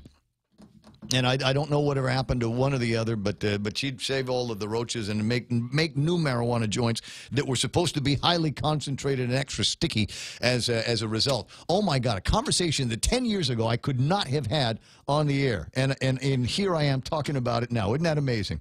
888-825-5888-TALK is the telephone number. 928. No way. Does he want to talk about marijuana? My buddy Francie Santos. Good morning, Francie. Ramon, half a day. I'm talking about marijuana cigarettes. We're going to get Mo Cotton because he was talking about marijuana cigarette.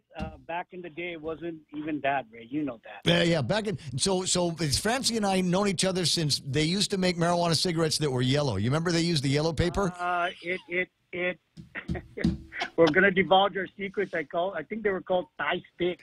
Thai stick. But that was the one. All the guys that went to Vietnam could come back with Thai stick. Amazing times. There was no shortage of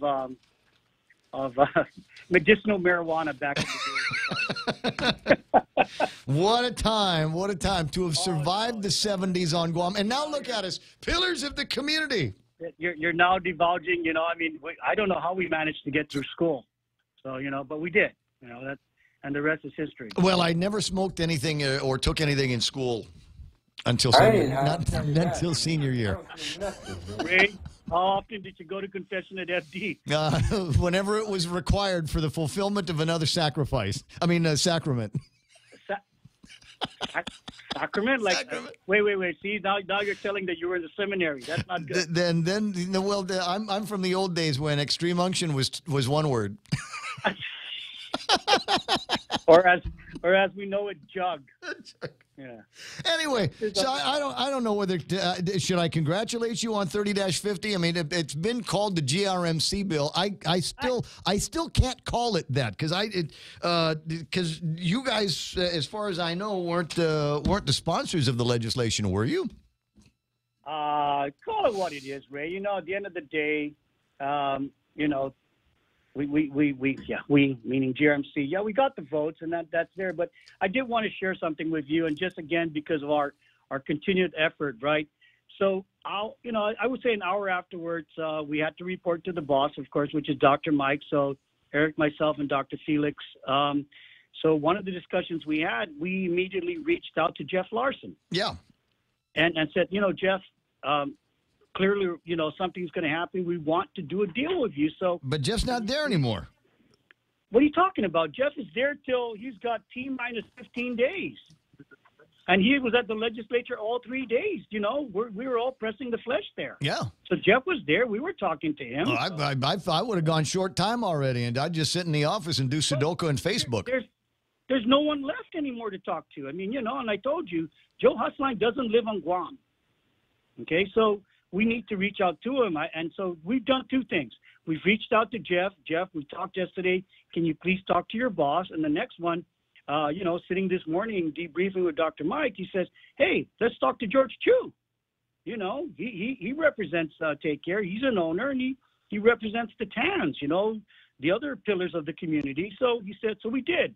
Reached out to George, got his voicemail, and hopefully George calls back and say, look, we've been wanting to try to deal with your company because he is an owner, mm-hmm. and that's where we're at today. And so I think the important part too is 3 years ago when we were first starting and we were talking to then the president CEO of Take Care, Jeff Larson, we came close to getting a deal, and it just so happened that Mr. Husline arrives on Guam and kills the deal.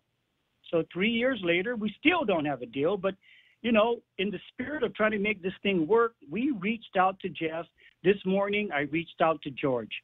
And I guess if I don't get any success, I'll call, Mr. Husline directly and say, look, we're still trying to reach out to you to reach an agreement with you, just so you know. And don't try to paint a picture that it's all GRMC wanting to do this and that. I think it's fair to say that we've been trying. And the obstacle is not us, it's you, Mr. Husline. So you need to, that's what I'm trying to do is inform the public, most especially the Take Care members, that we're trying to reach an agreement with your company. And maybe it's their turn to reach out to their, fearless leader to say, come back home, come back to Guam, and let's do a deal. Sit at the table and come up with things. I talked with Clint Rigel this morning, and asked him a couple of the pointed questions, and I could feel his the indignated voice of Clint come up, and he felt that it was kind of unfair that the legislature was put into this referee position between Take Care and Guam Regional Medical City, something that they were uncomfortable, I think, going into, especially with some of the dearth of the numbers and the number of different questions and complications that have arisen in the debate over the last couple of weeks. So I think they're happy to be done with it and now put it in where it belongs, which is in the negotiating table. Agreed. So just when you do the negotiations, I want you to consider the fact that there is taxpayer Raymond Gibson and Tan Maria and Tan Jose. And for many people, they don't have access to the front doors of Guam Regional Medical City, and we're going to have to take it easy on them because it might come down to just being able to afford what GMH has. Again, Ray, you come to the table. We've managed to reach an agreement with the 3 other health plans on Guam. Why not Take Care? And until we sit at the table and, honestly have a discussion. I mean, again, like I said, give kudos to Jeff Larson because we were there. We were at the 1-yard line, and Joe Husline arrives on Guam and kills the deal. Yep, Jeff's a good guy. Jeff's a good guy. He's a sharp negotiator and a great debater. Well, at this point, we don't know who else to talk to because as far as we know, everybody has left Take Care. Either got fired. They either got fired or, like in the case of Jeff, just left. We don't know who to talk to anymore. I don't personally know Arvin, but, I'm sure Arvin said it the best. I'm sorry, I am not allowed to disclose what's going on between us and GRMC. So he's obviously out of the equation. So again, it's almost like I'm pleading, Mr. Husline, come back home. I'm sorry, he lives in Honolulu. Can't come back home. Let me know what your response is from George. Well, I know you have your own connect there, but again, in all honesty, George has been very good in responding. So he may not be on island, but most of the time when Dr. Mike or I have actually reached out to him, he responds quickly. And, I guess in his case, he said, well, I'll talk to Joe. And he does. So, he does at least get us the discussion points with Joe Husline. Now the case, like I said, it's really up to Mr. Husline. If he wants a deal, he'll do a deal. If he doesn't, what can we do? Now there's an alternative for us, and hopefully, at the end of the day. So for the record, though, for the listeners that are listening, okay, this is the deal. This is Francis Santos representing Guam Regional Medical City, who is laying the hands across the water, reaching out to people, whoever's left over at Take Care, and up to and including George Chu and Joe Husland to let's get together and figure out how to make this not a disaster for the employees of retirees and the taxpayers. So my connect says to call her. Well, that's done. Yep. So give her a ring when we're done. Absolutely. Thank you, Ramon. Happy to help. I'm merely a conduit. About the past, stop that. What? I like to sit in that warm bath of nostalgia. I love it. What? Back in those days, how much trouble could we get into? My uncle was a senator. Your dad was a senator. Ramon, I'm not one. I can't speak for my brother Marty because I don't know how many times my dad was being called to FD. I can honestly say that I can only recall one time when I had to make the call. Hey, Dad, you need to come up and talk to the priest. So I can't speak for Marty. Maybe and because I was out at school during the time, but I'm sure that you guys during those days because you guys had brother Gregory, right? Yeah, we're class of '80. We were the rock that he broke his back against. Well, we have our own claim to fame. I don't need to speak about class of 75, so we're good. Yeah. Just leave that there. I'll talk to you pretty soon, brother. That's that. Thank you, Ray. All right, 9:37, and that my friend, if you've ever wondered about the strength, resiliency, and cooperation among the Dueñas Mafia, I mean brotherhood. There you go, right there. So he knows. Reach out to me. Get on the radio. Talk about where we want to talk to Joe. Magical Joe Husline. Well, I've had the pleasure of meeting. I actually interviewed him. Do you know what he did once upon a time? He bicycled across the United States of America. That's crazy. Well, across the 48. And it was kind of a big deal. I'm trying to remember. I'm putting it together. It was a several-week process, several days, obviously, that it took him to cycle from one end to the other. And it's common. I mean, people do it. Not too many people from Guam do it. But it required him to get in like a year's worth of training on Guam, on a bicycle, on Guam. Yeah. Did I already say it was on Guam? You did. There's no worse place to train for any kind of a bicycle event than Guam. Any significant physical activity training here requires just some serious lousy drivers here. And, you know, can you imagine taking your life in your hands? On Route 4 is an example where there's virtually no sidewalk. There's no place for the bicycle to go. He trained riding on the beach, didn't he? No, he took his life in his hands several times a day. And so, you know, Joe is not accustomed to those kinds of stresses. And I will tell you, as somebody that has undergone that kind of training and grueling endurance kinds of sports, it does give you a level of confidence. And it does give you a level of I'm a superhero. You're going to do things my way. And just cause. So where are we now? 20 away from the top of the... Do you want me to take a break after all of that fun? There's more to come. 888-8255 is my telephone number. 888-8888 is the number for iConnect. And I want you to call them. Just call them up. These are friendly people. Answer the phone and ask them about great telecom plans. Push to talk, mobile, internet, they got it. Security Title is honored to join in sponsoring Ray Gibson on The Point. Half a day. I'm Rita Tidegli of Manila, and this is where I start my day, listening to the voices of our community and sharing thoughts about issues that affect all of us. It all boils down to our people and our land. Ingatan ang iyong tahanan. Protect your home. When purchasing or refinancing your home, remember to call the professionals at Security Title, just like you call Ray Gibson in the morning. We get stuff done. We shove the poles in the holes, as Devo used to say. In 20 minutes, it'll be 9 o'clock in the morning. 2 hours after that, you'll need to start thinking about lunch. Actually, you can start thinking about lunch now. You know, Mo and I talking about the original Wendy's that they opened up at Gibson's right there in the front, about where the Ajisen Ramen is.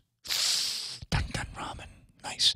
But that was where the Wendy's was, and that was the first place that I ever got my hands on a Wendy's square burger. Oh, my God. Weren't those great? And true to the marketing, we're going to hand you a lot of napkins because this is a messy eat. How messy is it? Sauce burger. You do not eat that over nice clothes because you're going to be wearing it for the rest of the day. That has been my experience with it. It drips with the sauce. There's bacon that falls out of this stuff, huh? So eat over, I don't know, newspaper. Right, like they do at the feast. Barbecue burger, they've got that, and the Made to Crave menu also features the brand new, all new peppercorn mushroom cheeseburger at Wendy's. Yes? The Extra Point with Jerry Roberts of Guam Training every morning on The Ray Gibson Show. Hi, I'm Jerry Roberts, and every day I get to comment on the incredibly diverse, fun, challenging, sometimes frustrating, often exciting, but always interesting world of work. I hope you'll be there with us. You can find daily transcripts of The Extra Point at guamtraining.com. Tune in every weekday morning at 7:20 for The Extra Point with Jerry Roberts. Brought to you by Guahan Insurance Services and First Hawaiian Bank on 93.3 The Point. So the advice that I gave Mo Cotton, and not too far off the advice that I gave my mother a few years ago. You know, my sainted mother, loved her dearly and fretted that she suffered so much from fibromyalgia. And obviously there were times when she talked to different doctors. I remember she got the prescription for Marinol. And that didn't work for her. And I thought, you know, maybe one of the things that we got to do is maybe we'll try out some marijuana. And my mom's like, well, don't go out there and find marijuana for me. I mean, you're Ray Gibson, you'll get in trouble. And I said, it is, you know, what I'm going to say, it's for my mom, right? I mean, if I get busted, it's for my mom. She's suffering. And I said, and even if they came here and found you surrounded in your bed by bags and bags and bags of marijuana, I don't think they're going to arrest you. I think the last thing that the police want to do is arrest a 72-year-old woman in her house for smoking marijuana because she's got fibromyalgia or whatever it happened to be. or whatever it happened to be. And there's Mo Cotton asking about maybe the possibility of doing something like that. And I'm here to tell you, I think if I was a police officer and pulled Mo over for going too slow or something like that, for driving like a senior citizen and found marijuana in the car. Mr. Cotton, are you okay? Why, yes, I'm just headed home. I'm great. I'll follow you. I ain't high, I'll tell you that, man. I don't feel nothing, man. But like I said, for me, the victory is taken all the way through, and anybody that was busted in the 1970s and did any kind of hard time that has got a marijuana wrinkle on their permanent record, I think those things ought to be expunged and maybe give you a second chance at being able to participate in different parts of our economy and all of that. It's 9:43. This is the Ray Gibson Show, and I've always described the program as kind of a mix of news, current events, political gossip, and smart aleck comments. And to the degree that the headlines over the last couple of days have given me nothing but opportunities for the political gossip and the smart aleck comments, it just keeps coming. It just keeps coming. Legislature passed 30-35. And they referred to it as unanimous support. Therese Terlai was not there, and we all wish her send our condolences, grieving family. So she got a pass on this. I think she would have voted no, and I think she's strong enough to have withstood the withering criticism or the glares of the other members of the Democratic Party when she did so. Others were not able to do that, to withstand that kind of peer pressure. Jimmy Moylan was able to conflict himself out. Sees Moylan's Insurance, Netcare, sound familiar, right? So sorry, cannot participate in this one. So they let him out. I think Will Castro said, I used to have an insurance policy somewhere, and I'm conflicted, and they said no, that doesn't count. So Will had to vote yes. He didn't have to vote yes, but he did. And so, you know, there's a recusal. I'm here to tell you that Bill 30-35 has revealed much about this new legislature. And I'll just leave it there. And so that was interesting. The other thing that they did was they passed the or more legislation. And this despite what, if you ask me, is Econ 101. And that is, if we apply a tax on the people that own businesses, in this case, properties that are valued at $1 million or more. So I know what the idea is. They're looking for all these rich guys. They're looking for these rich guys that live in these fancy houses, these beautiful mansions out there with the overlook of beautiful Tumon Bay, or maybe the eastern side of the island, right? Maybe that's what we're going to do. We're going to stick it to the man with all those dollars and charge them more in their property taxes for their real properties in excess of $1 million, because that's what we're all about, sticking it to the man. I'm missing something here, man. Go ahead. Don't you guys already pay property taxes? Who does? Anybody. The people that own property. Yeah, we pay property taxes. I don't understand why there's such a big deal about this bill. Because it's going to be more. It's higher. So we're going to have to pay more in property taxes. Now, I'm just for the record, I'm not living in $1 million house. $1 million I am, but there's house. about 75 other people living in it too. Okay, so and there is a point. So if we wanted to look at the vast Grenada properties, right? Grenada complex is that complex valued at $1 million or more? It probably is. Okay, so that means that that the owner of the vast Grenada palaces are going to have to charge more to recover those taxes, because businesses don't pay taxes. They collect it from their customers. Right. So the lease that you have in your suite at Granada is probably going to go up, because now the owner of the property has to charge more. Did they say the rate of the tax is going to go up, or are they just changing the language to make sure that $1 million properties and higher get charged? No, that's taxes? already been done. That was in the budget. But it applied to $1 million properties, but it should have said $1 million or more. Right. So yeah, the rate's gone up as a result of that budget, but they couldn't apply it because of that language. So okay, they've adjusted there's the a language. part of it I wasn't. Yeah, I wasn't and you getting might be connected. going, well, that's okay, but because he's already paid the taxes for 2018, he's already got that. But the deal is, and BJ has made certain of this, is that the Department of Revenue and Taxation can go back and reassess. Retroactive. They will retroactively reassess your taxes. So, and you're going, but I already paid the rent for January and February, and they're going to go, it doesn't matter. Doesn't matter. The rate's gone up effective the beginning of the new fiscal year. Immediately, as they say. So your place could see an increase in rent. Businesses, we were talking with Jimmy yesterday, his place is at the DNA building. Right? Nice building. Yeah, definitely valued at over $1 million. So, and his is a government of Guam. The government of Guam pays the rent on that. Right. So when the people that owned the DNA building get the new tax bill, what are they going to do? They're not going to eat it. They're going to go back to Jimmy and say, here's your new rent. And if you don't like it, get out. And so the government of Guam, in many cases, probably just raised the rent on the government of Guam. And when I say the government of Guam, I mean the taxpayers. So I'm this, in my mind, it flies in the face of basic economics. So all we've done is we've raised the price for apartment rentals. Those are within reach for a lot of families. Well, yeah, to we've begin already got a problem with affordable housing here anyway. Yeah, so there might be a few individual single-family dwellings that are going to be increased as a result of this. But the majority, I think, of the increases, the $9-10 million impact, is going to fall on the end users of all of these different properties. The businesses that are renting from them, the government of Guam agencies that are renting from them, federal agencies maybe that are renting from them, and the individuals, the families that are renting in some of these, Tony apartment and regimes. So that, like I said, is just one of those. I'm going, you didn't need to do it. You didn't need to do it. Talk to the guys on the fiscal side and see where the numbers are. There are some indications that those numbers were going up. I don't have them in front of me, so I can't necessarily riff on them. So I'm not gonna, but I will say that that's at least part of some of the media stories that have been going on. 949.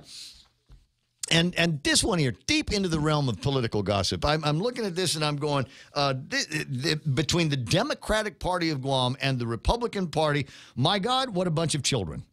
The Democrats came out the other day, and we talked about this. The Republicans came out the other day and were giving the Democrats a hard time about this or more legislation. And I'm remembering the reason why we have this or more legislation is because a bunch of Republicans at Adelup scared the hell out of everybody over at the legislature and had them believe that the sky was going to fall on them first before it landed on anybody else. You must raise taxes. We need an increase in the BPT. We've got to start looking around for additional revenue in the government of Guam. And the Republicans and the Democrats of the 34th Guam legislature, hook, line, and sinker. Hook, line, and sinker. And so the Republicans come out and point some fingers and talk about how, as typical Democrats, the party of tax and spend, you're all guilty. To which the Democrats responded, Senator Castro isn't against taxing you. He's just against taxing the few people who own $1 million properties. Rich people. We hate rich people. We won't forget that Senator Castro voted to increase the BPT. True. Voted to tax you more for gas. True. And voted to create a sales tax. True. Now he says taxes are bad. He's like the guy who starts a house fire and wants a medal for trying to put it out.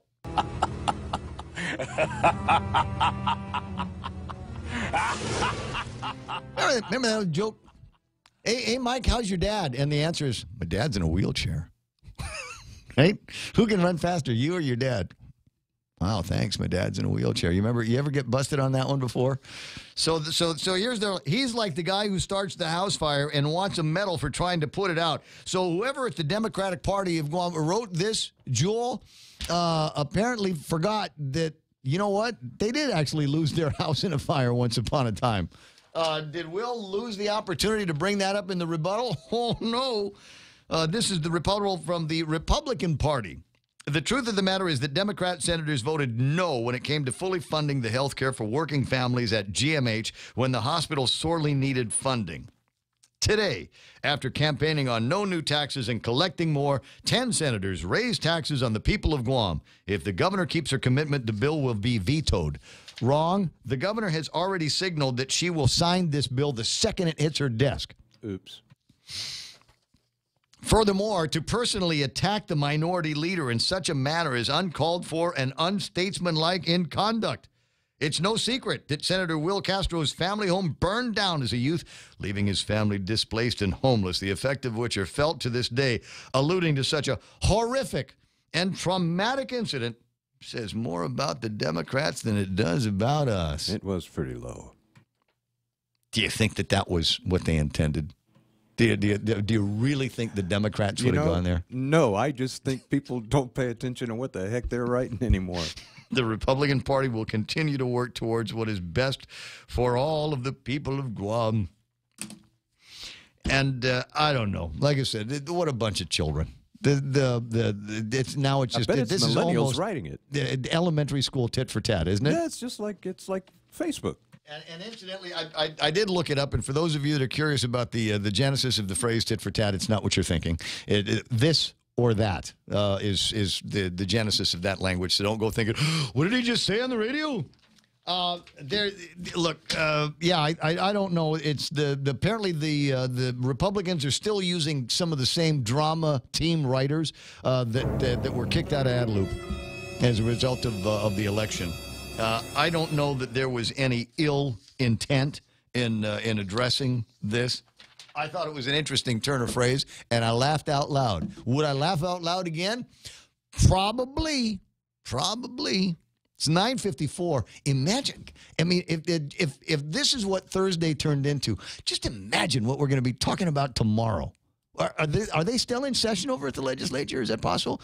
Or you know what? We're going to find out. We're going to find out that one of the people that they approved, one of the nominations that they approved, has got something really, really dark hanging over their head that the legislature didn't do their due diligence on. Right?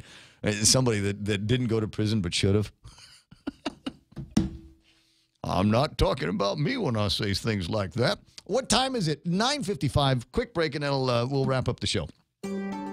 At Guam Regional Medical City, it is our mission to become the island's premier choice for specialty care, like cardiology, pulmonology, neurosciences, orthopedics, oncology services, and more. We aim to protect our island from heart attacks, strokes, cancer, and diabetic complications. But should you suffer from such diseases, we're ready with world-class options, both inpatient and outpatient. For more information, visit us at grmc.gu. At Chili's, our burgers stack up with anyone's. Handcrafted to order, smashed to lock in flavor on a toasted brioche bun. Our burgers are all kinds of perfect. Choose from the Chili's Chili, the Mushroom Swiss, the Ultimate Bacon, or you know what? We dare you to take on the Boss Burger. Loaded with smoked brisket, rib meat, jalapeno cheddar sausage, and bacon. We may have really out-burgered ourselves. Our burgers are more than a handful, served with garlic, dill pickles, and fries. So hurry in today and enjoy our juicy, melty, yummy, handcrafted creations. Perfection between two buns. Chili's. More life happens here. All right, 9:55. Just a last thought on the Republican response here. Furthermore, to personally attack the minority leader in such a manner is uncalled for and unstatesmanlike in conduct, alluding to such a horrific and traumatic incident says more about the Democrats than it does about us. I just want to just throw this out here because it reminds me of when I was a little boy, and believe it or not, I would often be teased by my classmates in school, and I would come home a-crying. I'd go to my grandfather's knee and say, "Daddy," 'cause that's what I called him. I loved my daddy. I'd say, "Daddy, those kids are teasing me." And let me give you a piece of wisdom. A grizzled old man who survived the Second World War told me, "Sticks and stones may break my bones, but words will never hurt me." And I'm looking at this going, guys, grow a pair. It's all right. Just keep moving forward. Hey, Jeff, how you doing? Sticks and stones, right?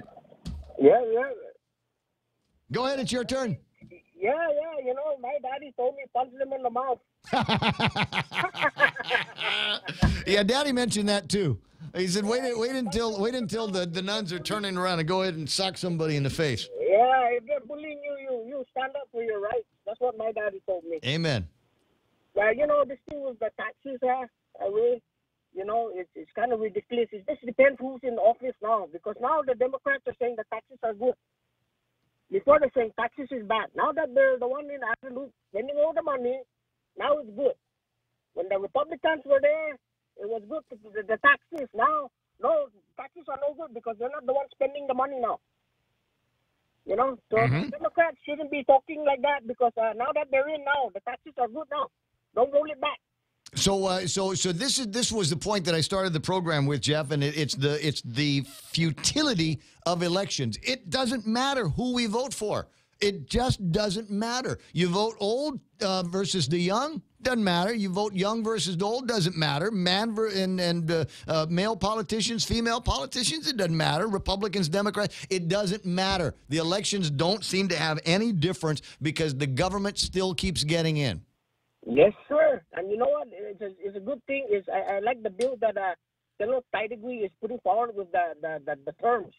And I think we need that, because these guys are getting too carried away already. I think their butt is getting too big, and their head is bigger than than the whole world here in Guam. You know, only that matters. That's such a Guam thing. Their doggins are getting too big. So term limits and part-time legislature. Hey, let's do term limits. Why don't we work on that? And you know, we have to stop get all these people that are too much protecting the interests of businesses and their personal interests, and start protecting the interests of the common people here in Guam. We're the ones that need our interests protected. Well, now in an attempt to go and stick it to the businesses on these real property taxes, they're just going to end up hurting the people, because they're going to help these businesses have got no choice but to increase their rents. They're going to increase them on businesses. They will increase them on families that are renting apartments. They will even the hotels. The hotels, like the hospitality industry, is all cured around here. The hotels are going to have to increase their rates to their customers in order to meet these new tax requirements. So the only people that are getting screwed on this, certainly not the legislature. It's the common people. You know what I don't understand, Ray? You know, the price of oil went down, and the bulk shipping, it went down. How come the prices are still up? Well, that's Econ 101. That's Economics 101, Jeff. I wish I had time to explain, but I got the news plan. Econ 101 is now we know where the level is that the customer will pay for whatever reason, and even though the prices go down, why should I drop them? Come on. If you were in business, you do the same thing. It's 10 o'clock in the morning. We're KUSG Agana. Not mincing words. I'm Lisa Lacera, Fox News. The president's former personal attorney, Michael Cohen, spending 7 hours before the House Oversight Committee. Mr. Trump's former fixer telling